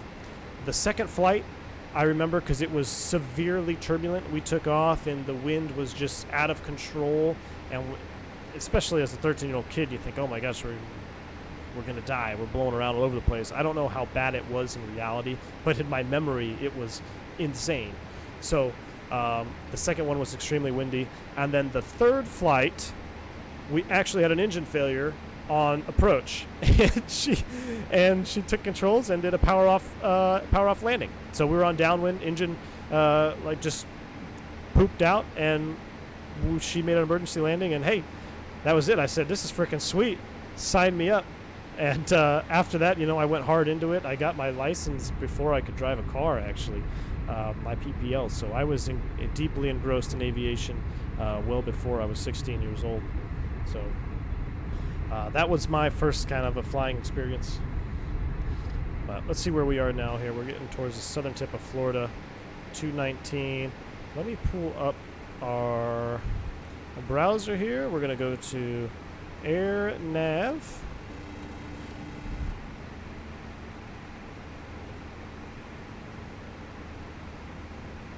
Maybe not airnav.com. There we go. Airports. We're going to browse by state. Zoom this in here. Another donation. Solar coming in. He says, is it true that Airbus is more uncomfortable, harder plane to control or fly when it has a bigger fault than Boeing when it has the same fault? I'm not sure what you mean by that. So is it true that Airbus is more uncomfortable or harder to control when it has a bigger fault than when Boeing has the same fault? You're basically trying to say, like, if there's a problem, is it harder to fly the Airbus than the Boeing? I don't think so, Solar. I honestly think the Airbus is going to be, and this is, this is just my opinion. I've never flown a 737, so I can't tell you for sure. But having the fly-by-wire in an emergency situation is extremely helpful, because you're pretty much not hands-off, but you don't have to worry so much about trimming unless you're doing rudder trim and whatnot. But and depending on the nature of the fault. But generally speaking, you're going to be. It's much easier to have that fly-by-wire assisting you in your flight path vector, whether it's a pitch or roll, than having to manually control pitch, roll, and bank and stuff like that with a failure going on. So I don't know if it's harder or anything than the Boeing, but that would be my assumption. I mean, I enjoy having that fly-by-wire. When we do V1 cuts in the simulator, engine failure right at V1, it's very easy in an Airbus. You just, you trim, you do your rudder trim, and you set your climb angle, accelerate, green dot, and that's pretty much it. And then you just fly her back around. It flies very well, single engine. All right, so there's Key West Airport, 1967. Let's go ahead and throw that in the back. I'm just want to get a little bit of weather information, see what's going on down there. We're going to have to start down here pretty soon.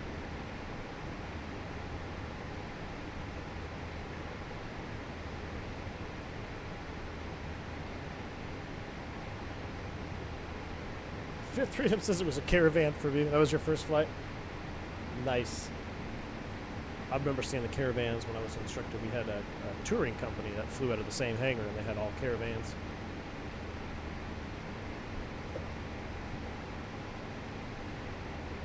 Daniel Smith says, my first flight was either on a Ryanair 738 or an EasyJet 320. Operate both those back then. Nice, man. One of my most memorable flights as a kid was like on an airliner. It was an L1011 for, I want to say it was ATA, Air Trans something, ATA.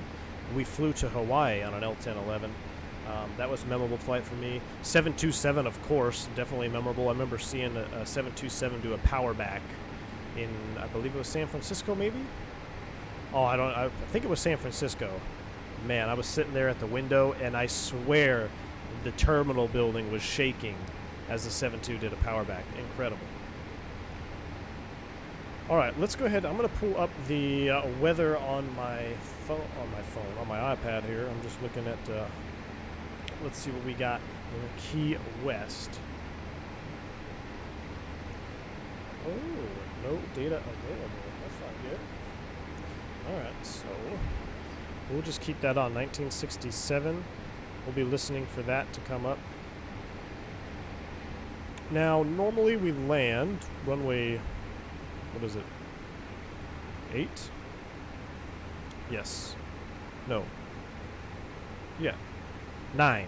Runway 9. So what I'm going to do here is I'm going to set up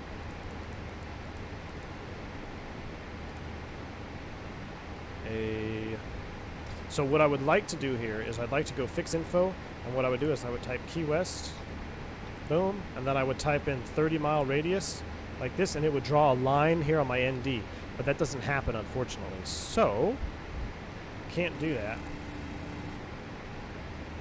Solar coming in, another $22 bomb euro. He says, when I was flying from the Dominican Republic back to Zurich, we had strong turbulences over the ocean, and all of a sudden we dropped about 50 meters. The pilot said, and all the drinks and stuff flew up. It was horrible.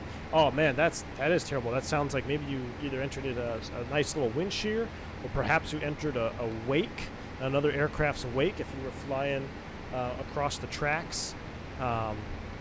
That's pretty scary, man. I have been pretty lucky thus far in my career. I haven't had a severe... Well, I have had severe turbulence, but I haven't had that where drinks and everything go up to the ceiling. That is some scary stuff, man. Definitely can be uncomfortable for everybody involved. All right, what we're going to do is we're going to set up the RNAV to 9. I'm going to go insert. Let's take a look at this in plan mode here. Gigam, EOS, and basically that's where we're at not 1500. So what I'm going to try to do, guys, I'm going to try to do a full visual. So let's go ahead and get some perf data set here. For descent, I want to go down at 79 and 300 on the speed. Unfortunately, let's see here if I pull up. Yeah, we're still a little ways out. Can't get quite Key West yet. We'll see what active sky is saying for Key West. Well, it looks like the weather has cleared up a little bit there. For us, it should be pretty good. So that looks good. Alright.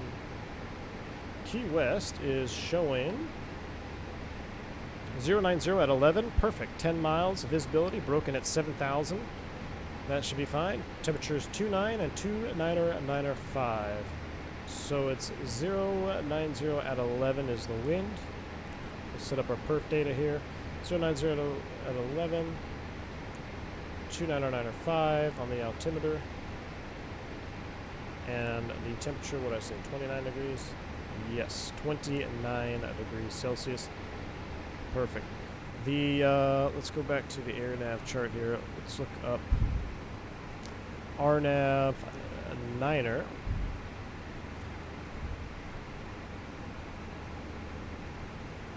Alright, the LNAV VNAV is 425. It is a DA, so we don't have to add to that. So we'll put that in the box as a backup. But what I'm going to do is I'm going to try to enter just a purely visual. Look at that, it's beautiful coming off the left side there. Look at that shot. My wife is actually from this area. I think we're close to Naples, Florida. And that's where my wife is from. Southwestern tip of Florida. So, beautiful area. Thrust Center says, how do you manually trim the Airbus if the auto trim fails? It depends on how severe the failure is. If you go into a use man pitch trim only or into direct law, then you trim it like you would just a Boeing. You have the trim wheel up there in the cockpit and you spin it around. So you can use manual trim if your failure gets to that point. Now there's 4 different flight controls modes. You have normal law, alternate law, direct law, and unusual attitude recovery law. So those are the 4 different laws that you can be in, and if you're in direct law, you will be using manual pitch trim. So you just trim it like you would a real airplane, or a conventional airplane.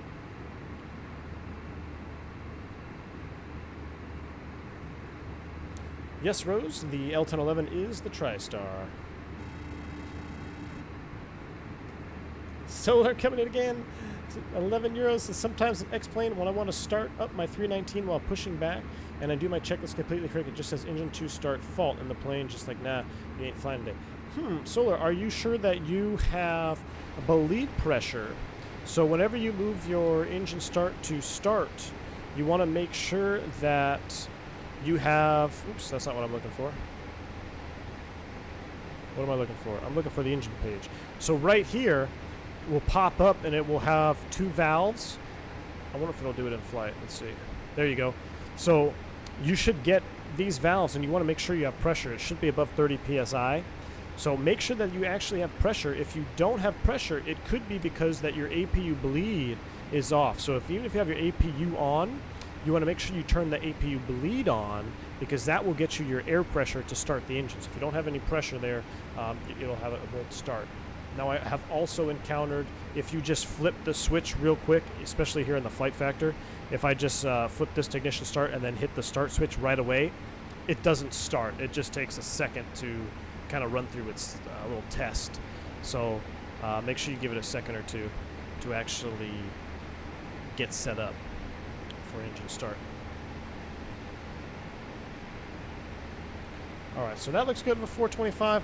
We're going to start down here just about another, what do we got, 50 miles to top of descent. I'm probably going to start down early because I want to do a visual approach. What I'm going to do, guys, is we're going to cross midfield downwind, and I'm going to extend the line for the runway center line. I'm just going to show you how we fly a nice visual pattern in there. We're going to have to get below a cloud deck, so we'll do that, and then we'll be visual, and I'll just turn the automation off, and we'll fly in hand flowing. A lot of guys that say, oh, you can't fly the Airbus manually. You definitely can. The Airbus flies beautifully manually. Matter of fact, this last trip I was on, I flew it up to cruise manual. And honestly, if you're not doing any turns, there's not much to do because you just set the pitch attitude and you kind of forget it. But I flew an RNAV departure out of Baltimore, just hand flying, and it was it just handles like a dream.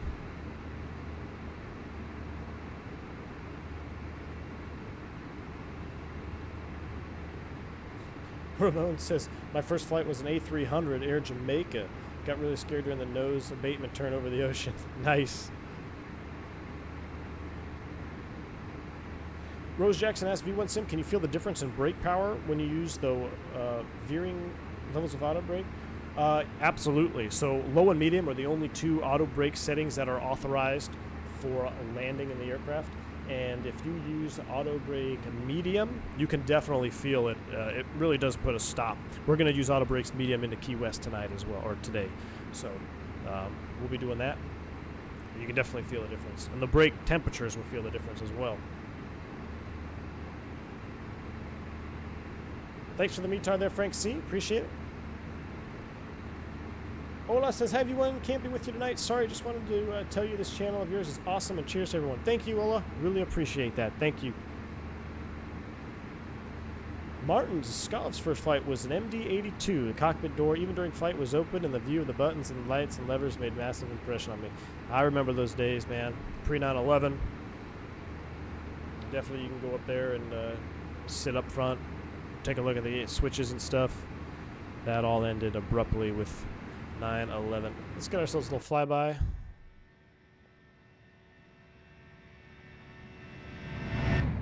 Yep. Yes, sir. Solar coming in. Another 6 euros. He says, if Boeing would only exist and Airbus would vanish, would you still want to fly as a Boeing pilot? Or do you like, of course I'd still want to fly as a Boeing pilot, man. I don't have anything against Boeing as an aircraft, and I mean it's it's an American aircraft design. Of course I'm all for Boeing. What they did on that MAX is unacceptable to me, and people need to be held accountable for their actions. It definitely is a situation that could have been avoided. They're going to want to try to blame the crew, but hey man, it's not cool. They did it wrong. They actually knew about it, and I just read the other day that there was a whistleblower complaint saying that the gentlemen that were in charge of training weren't even qualified, and 11 out of 16 of them didn't even have flight instructor certificates. So it wasn't just an accident, it was a negligence on the behalf of Boeing, and that makes me upset. They need to be held accountable for their actions, and they should feel, because put 400 people in the grave. So unacceptable. But of course, I wouldn't give up flying just because the Airbus went away. JJ says, hey, Captain V1 Sim, I'm living in Portland, Oregon, and I love the scenery over here at Mount Hood, St. Helens. You ever land there in Portland? If yes, how's the approach? Absolutely, JJ. I've been to Portland quite a few times. Approach is beautiful. My first ILS approach ever was in a citation into Portland, and ILS approach to minimums, that is. I remember I was sitting right seat in a citation, and we're flying over. We see the mountains above the fogs. It was pretty cool. You see the mountains through the cloud layer and everything, and then you descend into that. Solid IMC, your instrument meteorological conditions, and then we broke out at 200 feet. There's the runway. Beautiful. But yeah, flying all over Portland is beautiful. I did a 727 stream a while back out of Seattle, and we flew around out of the Orbix, Washington area. It's just beautiful up there, man, even in the sim. That whole area is beautiful.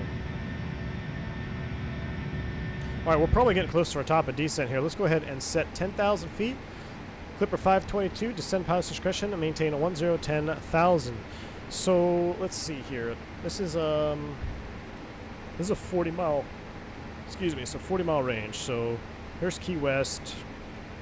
Giga is pretty much 40 miles from Key West, so I'm going to make myself have a restraint here at Giga just for myself here. I want to do 250 knots at 10,000 feet. Just to help me stay on profile in descent mode. Insert that. What do we have for our descent? That's time to start down. Let's go ahead and mock descent. Aircraft will decelerate the engines. We'll put that into below mode. And here we go. Solar coming in. My favorite plane is the MD-11, and I never even flew on it. It just looks beautiful and so impressive. By the way, my first flight was a 747-400. It was very small. Nice, man. Now, I bet you're excited about the MD-11 for, what is it, Rotate Sim? That is going to be a sweet little plane that comes out. I can't wait for that as well. 747-400 is a nice bird, too. I've been on a few of those. Rose Jackson says, what would Max be used for in the auto brakes? The Max is only used for rejected takeoff. So it's in the book, in the manual, that you only use Max for RTO. So before takeoff, you set your auto brakes to Max. Essentially what Max is it locks it maximum braking. It is exactly what it is. It will lock it up and you have the anti-skid. And I tell you what, I didn't even do a high speed abort in the Airbus. I did a low speed abort at about 70 knots, which is getting close to high speed. And man, when those auto brakes kick in on Max, you damn well better have your shoulder harnesses tight, because my forehead was almost in the FCU. Like, it locks you down. Pretty much any maximum braking, even in the Embraer, I was in the right seat, and I had a rejected takeoff at about 110 knots, and my head was pinned forward. I remember I was struggling to read the speed tape for the deceleration, because it's in the Embraer, it was I'm trying to remember. So if you abort, and then the first officer calls spoilers, make sure that the spoilers have activated and the auto brakes are on, and then you call your speeds just like you would on landing, your 70 knots, or I forget what the call out was in the Embraer. Maybe it was 80 or 60 knots. So, but I remember the force was so great that I had a hard time moving my head to see the speed tape deceleration. Someone says, that's the only plane I'll be flying when it comes out. I don't blame you, man, especially if it's your favorite bird. I don't blame you. All right, how are we looking here? We're on our descent down at a 30.5, descending to 10,000. We're going to cross Giga at 10 at 250. Everything looks good there. Let's go ahead and do a quick approach. It's going to be a visual approach, so we don't need our LS push buttons on. We are going to do medium auto brakes. That's as high as we can get it. We're going to be flaps full reverse on this one. So let's take a look at our approach speeds. Our VAP is 133 knots. We don't want to be a knot over that. We really got to drop this puppy down at 133, and we're doing config full. So no time for messing around here. We're going to try to put it down right on the numbers, just past the numbers. This will not be If it's a butter, I will be extremely surprised because we need to get this puppy down on the ground. So everything else looks good for our descent. We can do a quick descent checklist here.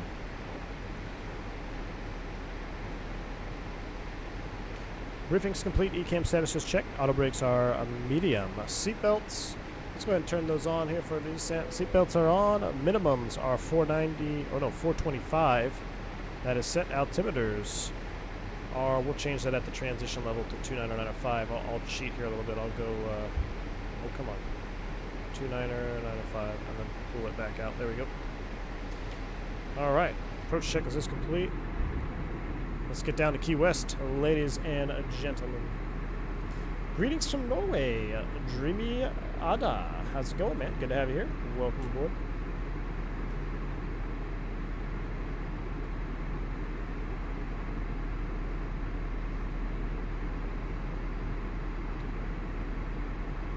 All right, let's go ahead to a little flyby view here real quick. Idle descent. She's looking good to me. She's looking good to me. Nice reflection off the skin there.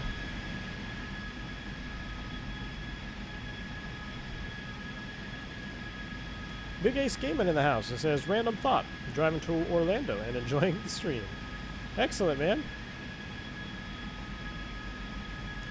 Be careful you don't get too distracted while driving. Mogu Mogus is Captain V1. We haven't seen a radical change. Why haven't we seen a radical change in aircraft design in the past 50 years? Honestly, Mogu, I really think it's because if it's not broke, don't fix it, right? So the biggest changes are pretty much in the cockpit. So you look at the A320, or formerly known as the C series. I mean, the advancements are in the cockpit design and in the avionics themselves, as opposed to the aircraft exterior. So, for instance, I mean, you don't have a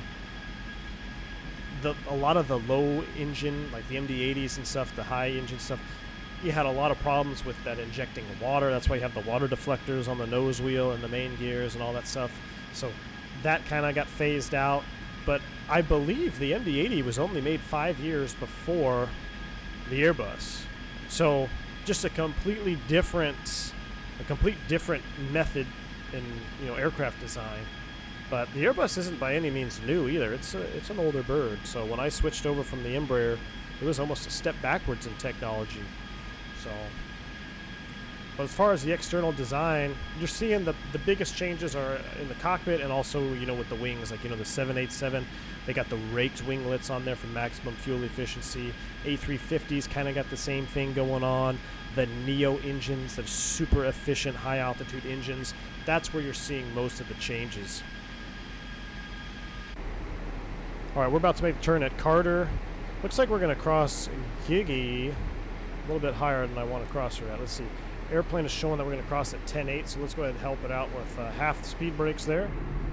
Help our descent come down a little bit.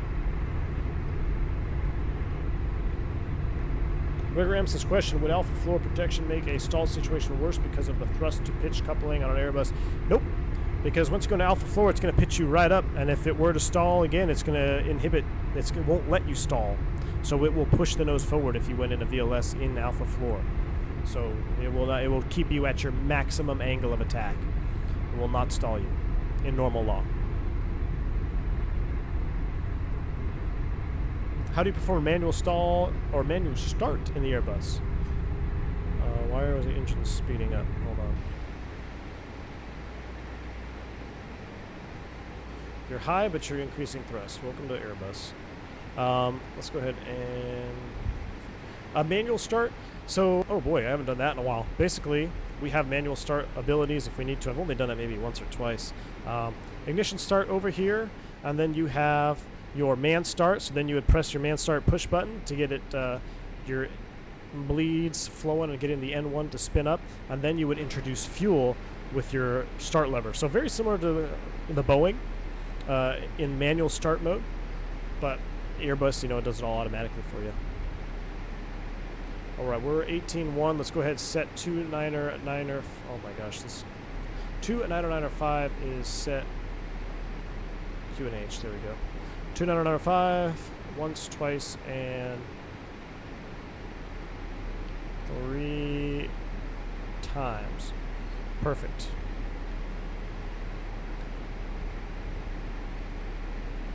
All right, down we go. Key West There International was some weather. Information Charlie. 1700 Zulu weather. Wind 100 at 11. Visibility more than 10. Sky conditions 2200 few, 4200 scattered, 6200 overcast, temperature 27, dew point 23. Altimeter 2996. Arriving runway 09, departing runway 09. Advise on initial contact you have Charlie. All right, so we've got the current weather, 2906. That's fine. We'll leave it off there. Boom. All right, so we've got our weather. Man, I love the sound of the idle thrust descent, though. Fifth Freedom's got it there with the sound love. I'm loving it.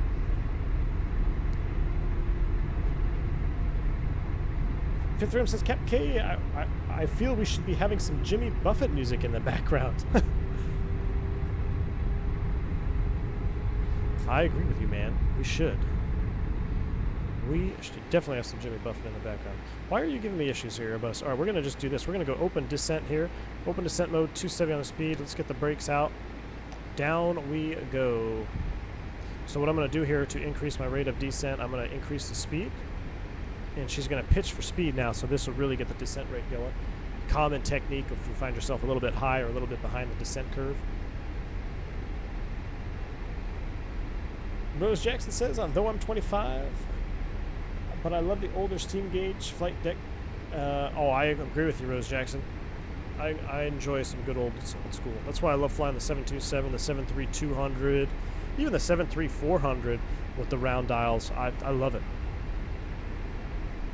It's good to practice too. It's good to keep your scan going, get everything. If you just fly glass all the time, it gets get boring, and you can lose your skill, your scanning skill, your instrument scan, which is very important to have. All right, here we go. 11.7 descending 10,000. Let's go ahead and roll that speed back to 250. And close enough. Let's get our lights on. Yes, sir. Always prepare for landing. Yes, sir. Now I know we have to do this cabin ready thing here. Well, we should do that when we get down there to land, so we don't need to do that just yet. All right, after Giggy, we're going to descend down to 5,000. 250 out of 10,000. Here we go.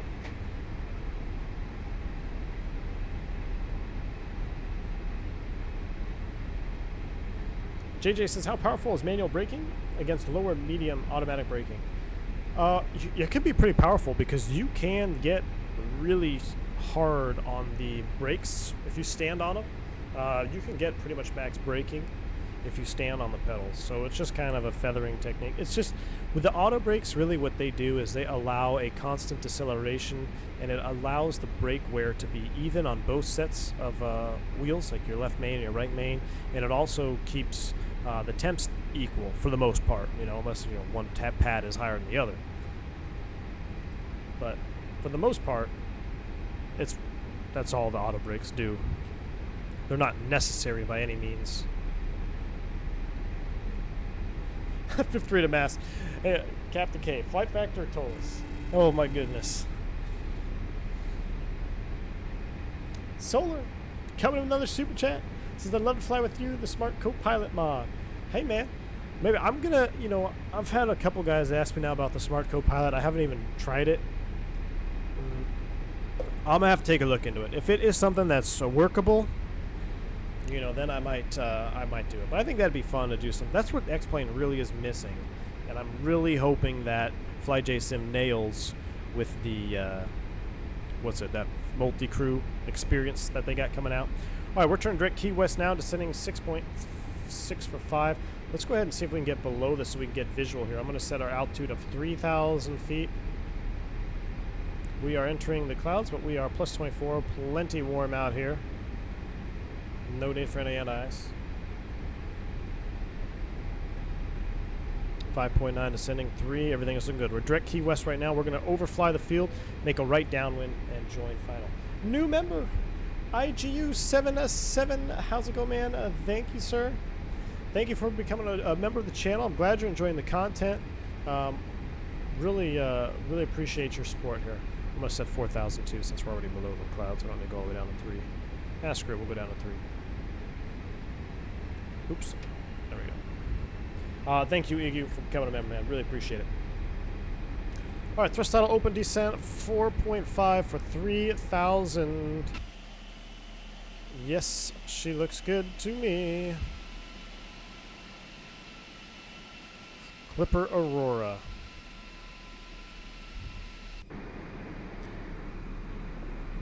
That's a thing of beauty, ladies and gentlemen.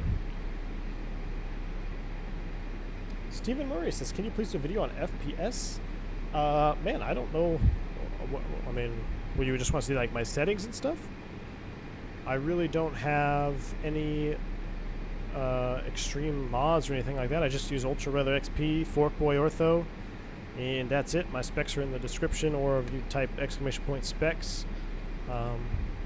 32 gigabyte of RAM, though. I really think that is a lot of people overlook that. You really need 32 gigs of RAM if you really want to be running some heavy airplanes, such as a FlightFactor. The FlightFactor is extremely heavy on frames. Subscriber ahead. Look up. New subscriber in the house. Thank you, Tommy379. Thank you for subscribing to the channel. Glad you're enjoying the content.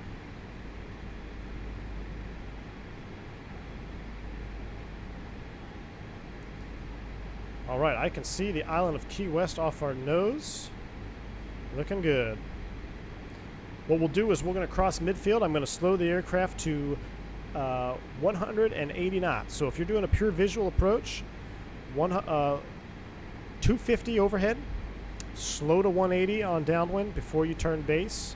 Get your flaps out. The main window, I say it every time, you should know this by now. Might have to make an emoji. Flaps to 180 knots. At 1,000 feet above touchdown, and that's if you meet that window, you will be stable every time. At that point, at 1,000 feet, if you're at flaps 2, 180 knots, that's when we will manage speed and gear down and continue to configure. One last thing, let's go ahead and activate, confirm the approach phase here below 10,000 feet. That looks good. So what I'm going to do now is I'm going to go ahead and select heading. And what we'll do is, this is a tip that I have a video here drawing an extended waypoint. But what we're going to do is our extended runway centerline. We're going to take ATNA, and the radial in is going to be 275. Subscriber ahead. Look up. Insert that. Reselect heading. And now I have a nice extended centerline here for runway 9. Another subscriber, Mini Beats. Thank you for subscribing to the channel. Appreciate it. Let me get my windows set up here so we are on speed. I can disengage the autopilot and everything will be ready to go. Subscriber ahead. Look up. I love this engine view for some reason. I just love this dirty engine nacelle. I see the wing light reflecting. Another subscriber in there. Nico Wayne. Thank you, sir. Thank you for subscribing to the channel. Dougal says, my power is fluctuating in the house. If I disappear, you know what happened. Oh, man, hopefully we can get down before it disappears, Dougal. Valaglas 2105 says, have you ever seen a landing where the nose gear touches first? Oof. Unfortunately, yes. Not in an airliner, though. But as an instructor, I have seen some pretty gnarly situations for landing. All right, let's go ahead and descend and maintain 2,000. Thrust throttle, open descent. And we're going to go right over the top of Key West here. This is the ICARUS simulations Key West. That looks amazing.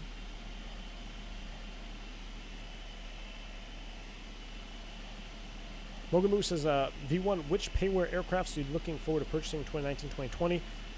Definitely the MD-11, Rotate Sim MD-11, and the FlyJSim Q400 when that V3, when that comes out. That's going to be sweet. I love turboprops.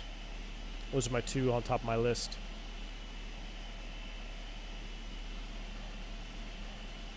All right, here we come over the top of Key West. That's the Naval Air Station off our left-hand side over there. We don't want to be landing there. Speed out star. There's the airport. Across midfield. Well, we're not midfield. We're kind of over the final. ATC probably would have vectored us more midfield over here for a right downwind. Look at the sailboats down there, though.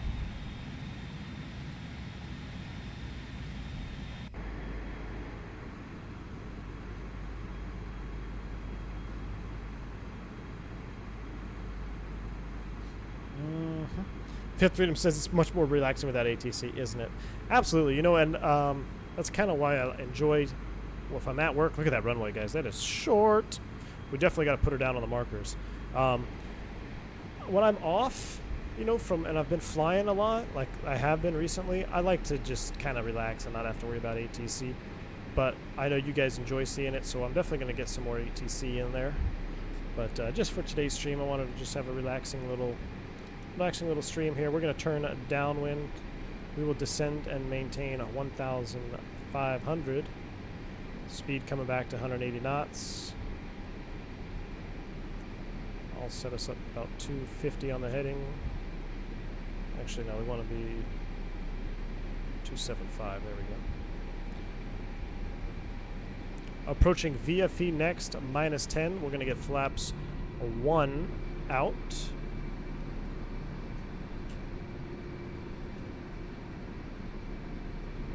Yep.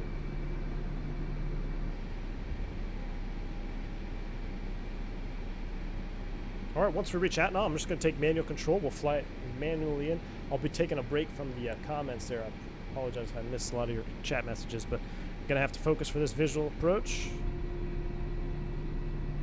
I love that sound. Just that sounds so real, that idle, almost idle thrust setting.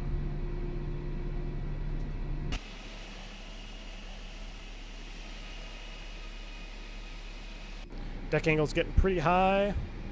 There's speed alt star. Subscriber ahead. Look up. All right, we're approaching VFE next to -10 again. There's VFE right there, that equal sign. Another subscriber, appreciate it, and thank you, Antonio Saunders. Thank you for the subscription, bud. Glad you're enjoying it. Let's go ahead and drop flaps 2. Listen to the sound. Oh yeah. Yeah. Oh my goodness. That sounds so good. That sounds so good. All right, what I'm going to do here is we're going to get ready to take manual control abeam Addons. And I got to do this cabin ready thing. We'll do that. I'm going to try to keep my track IR off. I might have to use it here for this turn inbound, but we'll see here. All right, we're approaching Addons. We're at flaps 2. Everything looks good, so I'm going to go ahead and disengage the autopilot. We're going to go flight directors off. We'll leave the auto thrust on for now. And we are hand flying, guys.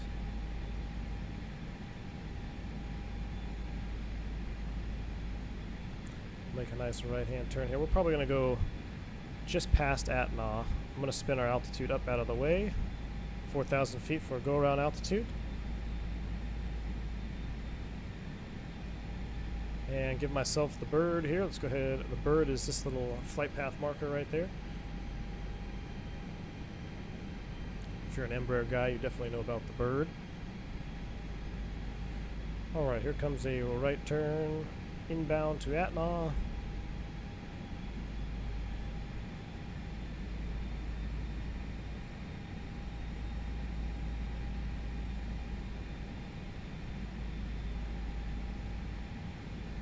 We are clear to approach, but we don't have we don't have flight directors on, so I don't need that. That's what am I thinking? Altitude got a little out of control there. Went up 100 feet. Get it right back down to 1,500. Don't need to be climbing out here. There's our brick for our just kind of our backup. Always want to have a backup. Still flaps 2, 180 knots. And we should be starting to see Key West here from the right-hand side. There it is.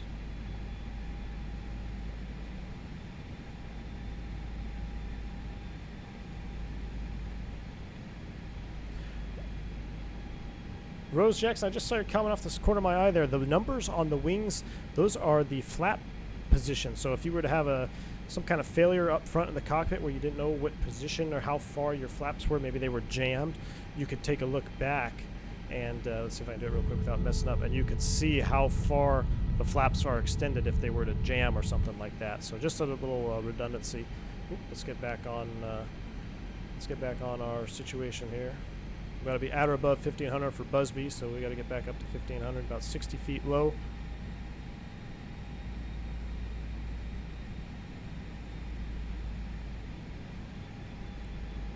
There we go, we're back on it. Things are looking good.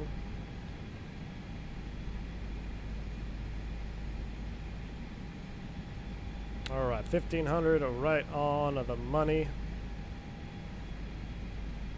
Still flaps 2, 180 knots. I could see the pappies up there.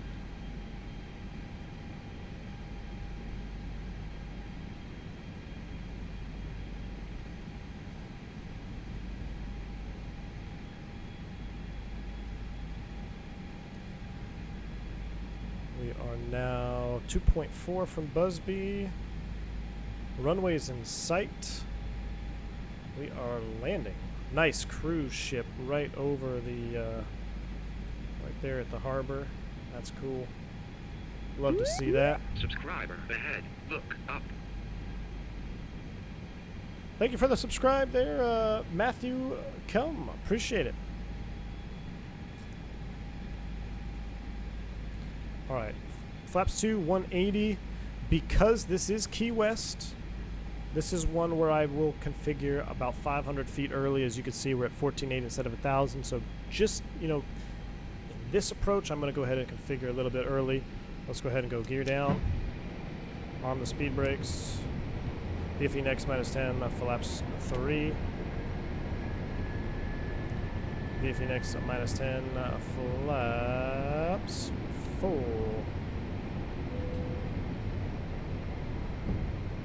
Landing checklist. Well, we are high. Cam crew advised auto thrust speed. ECAM memo. Landing all green. Landing checklist complete. We need to get back on profile, guys. We got a little high there. Let's go ahead and increase our rate of descent. Now at a descent rate this low to the ground above 1,200 feet per minute, I would announce, okay, descending and correcting. There we go. There's our runway. We're 2 whites, 2 reds.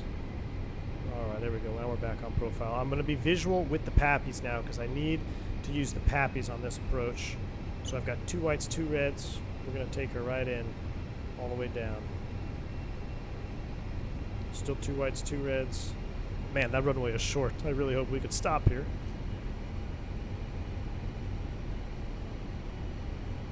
V1 Sim, the first real Airbus pilot to go off the runway while streaming. Hopefully that's not the case. Following the pappies down, things are looking good. Minimum 400. Maintain that pappy, 2 white, 2 red, all the way in. As I get close to the threshold there, we might go a tad below, but you can see the power lines right off the nose right now. You definitely don't want to be low here, so you don't want to be dragging it in. Let's get back on center line.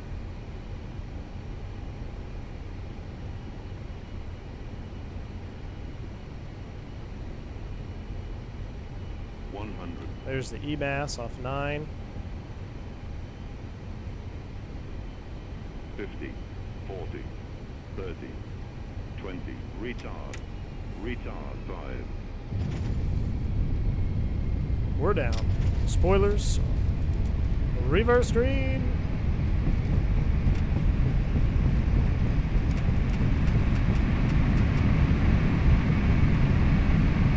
Through 70 knots. Ooh, yes, sir. That was uncomfortable. That was a 339, 332. Hey, though. Hey, look, we had plenty of room. We could have even gone Probably could have done better than that. But I will take it. We'll stow the buckets. Make this turn here. Now I think one of these is restricted. I don't know if I'm even allowed to make this turn here. Woo! Hey, we're down, guys. We got a 1.5 on the G, 1.15 G, so that's still not bad. A 1.15 G, but we definitely put her down on the markers. Let's go ahead and come left here. We're going to enter the ramp from the other side. This is a very tight place to manipulate.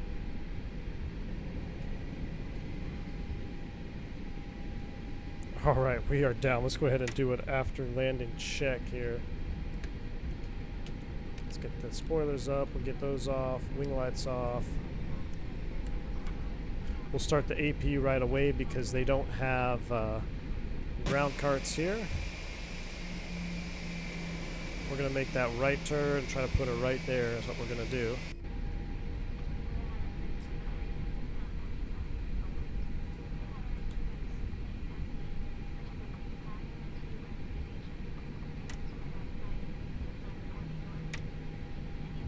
Get the APU fired up.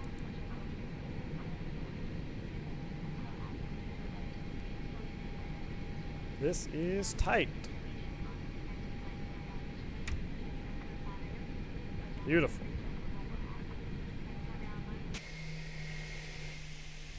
Should have killed that taxi light, but we're going to cheat here a minute. Nice.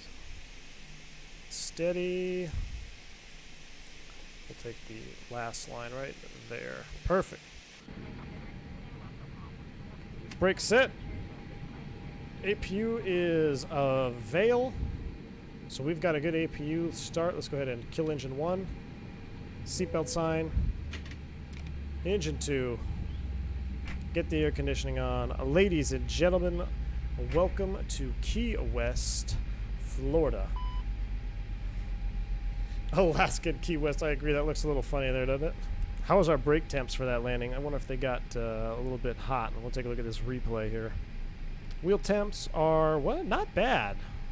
I don't know, but see, I don't believe the FlightFactor wheel temp situation. I never have. I still don't. There you have it, folks. We are in Key West successfully with a 320. All right, let me get this replay going here. And we'll go ahead and switch the screens out here. And let's back it up. Oh, before we do that, we got to make sure. Enable, disable real view, guys. It does cause crashes if you are doing a replay. So real view, disable. Replay mode, let's back it up. Ooh, that's a good spot right there. That's a good spot right there. Since there's not much in the cockpit, let's go ahead and watch it from one of the wing views here. Coming in.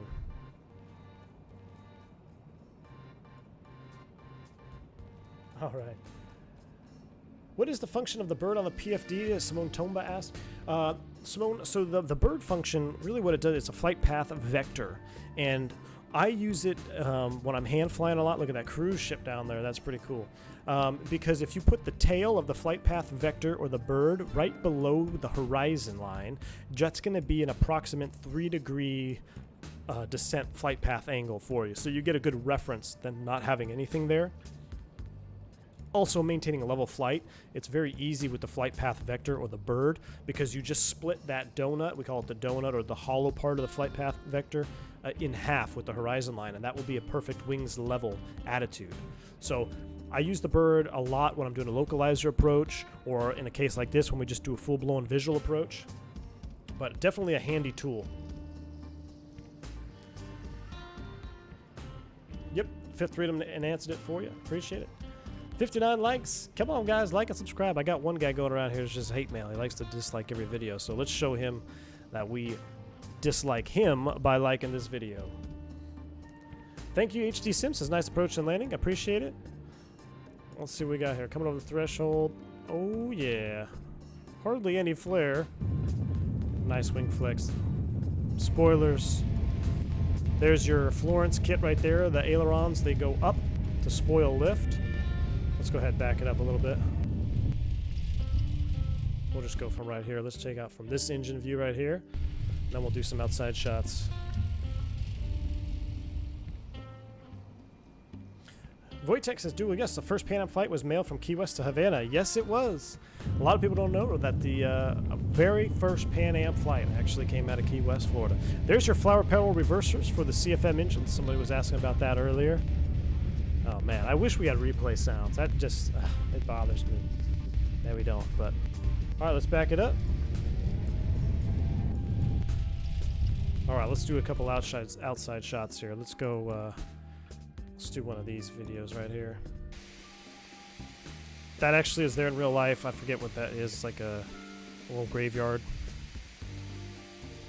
Man, we just came down. Oh yeah. Right on the markers, just before the markers, a little off center line.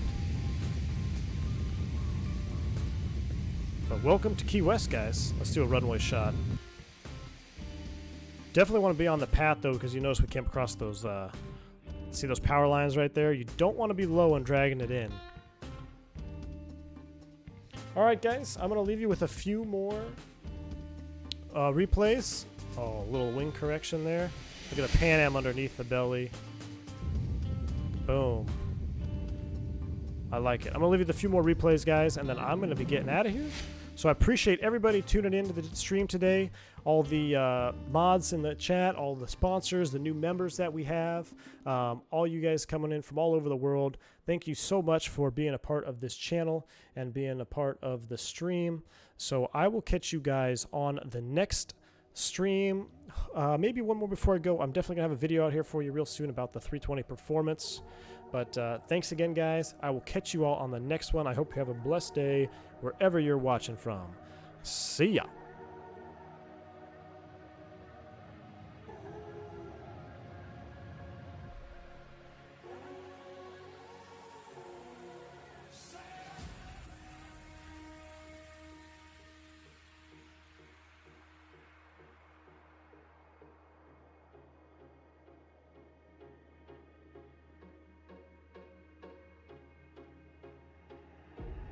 This is our show.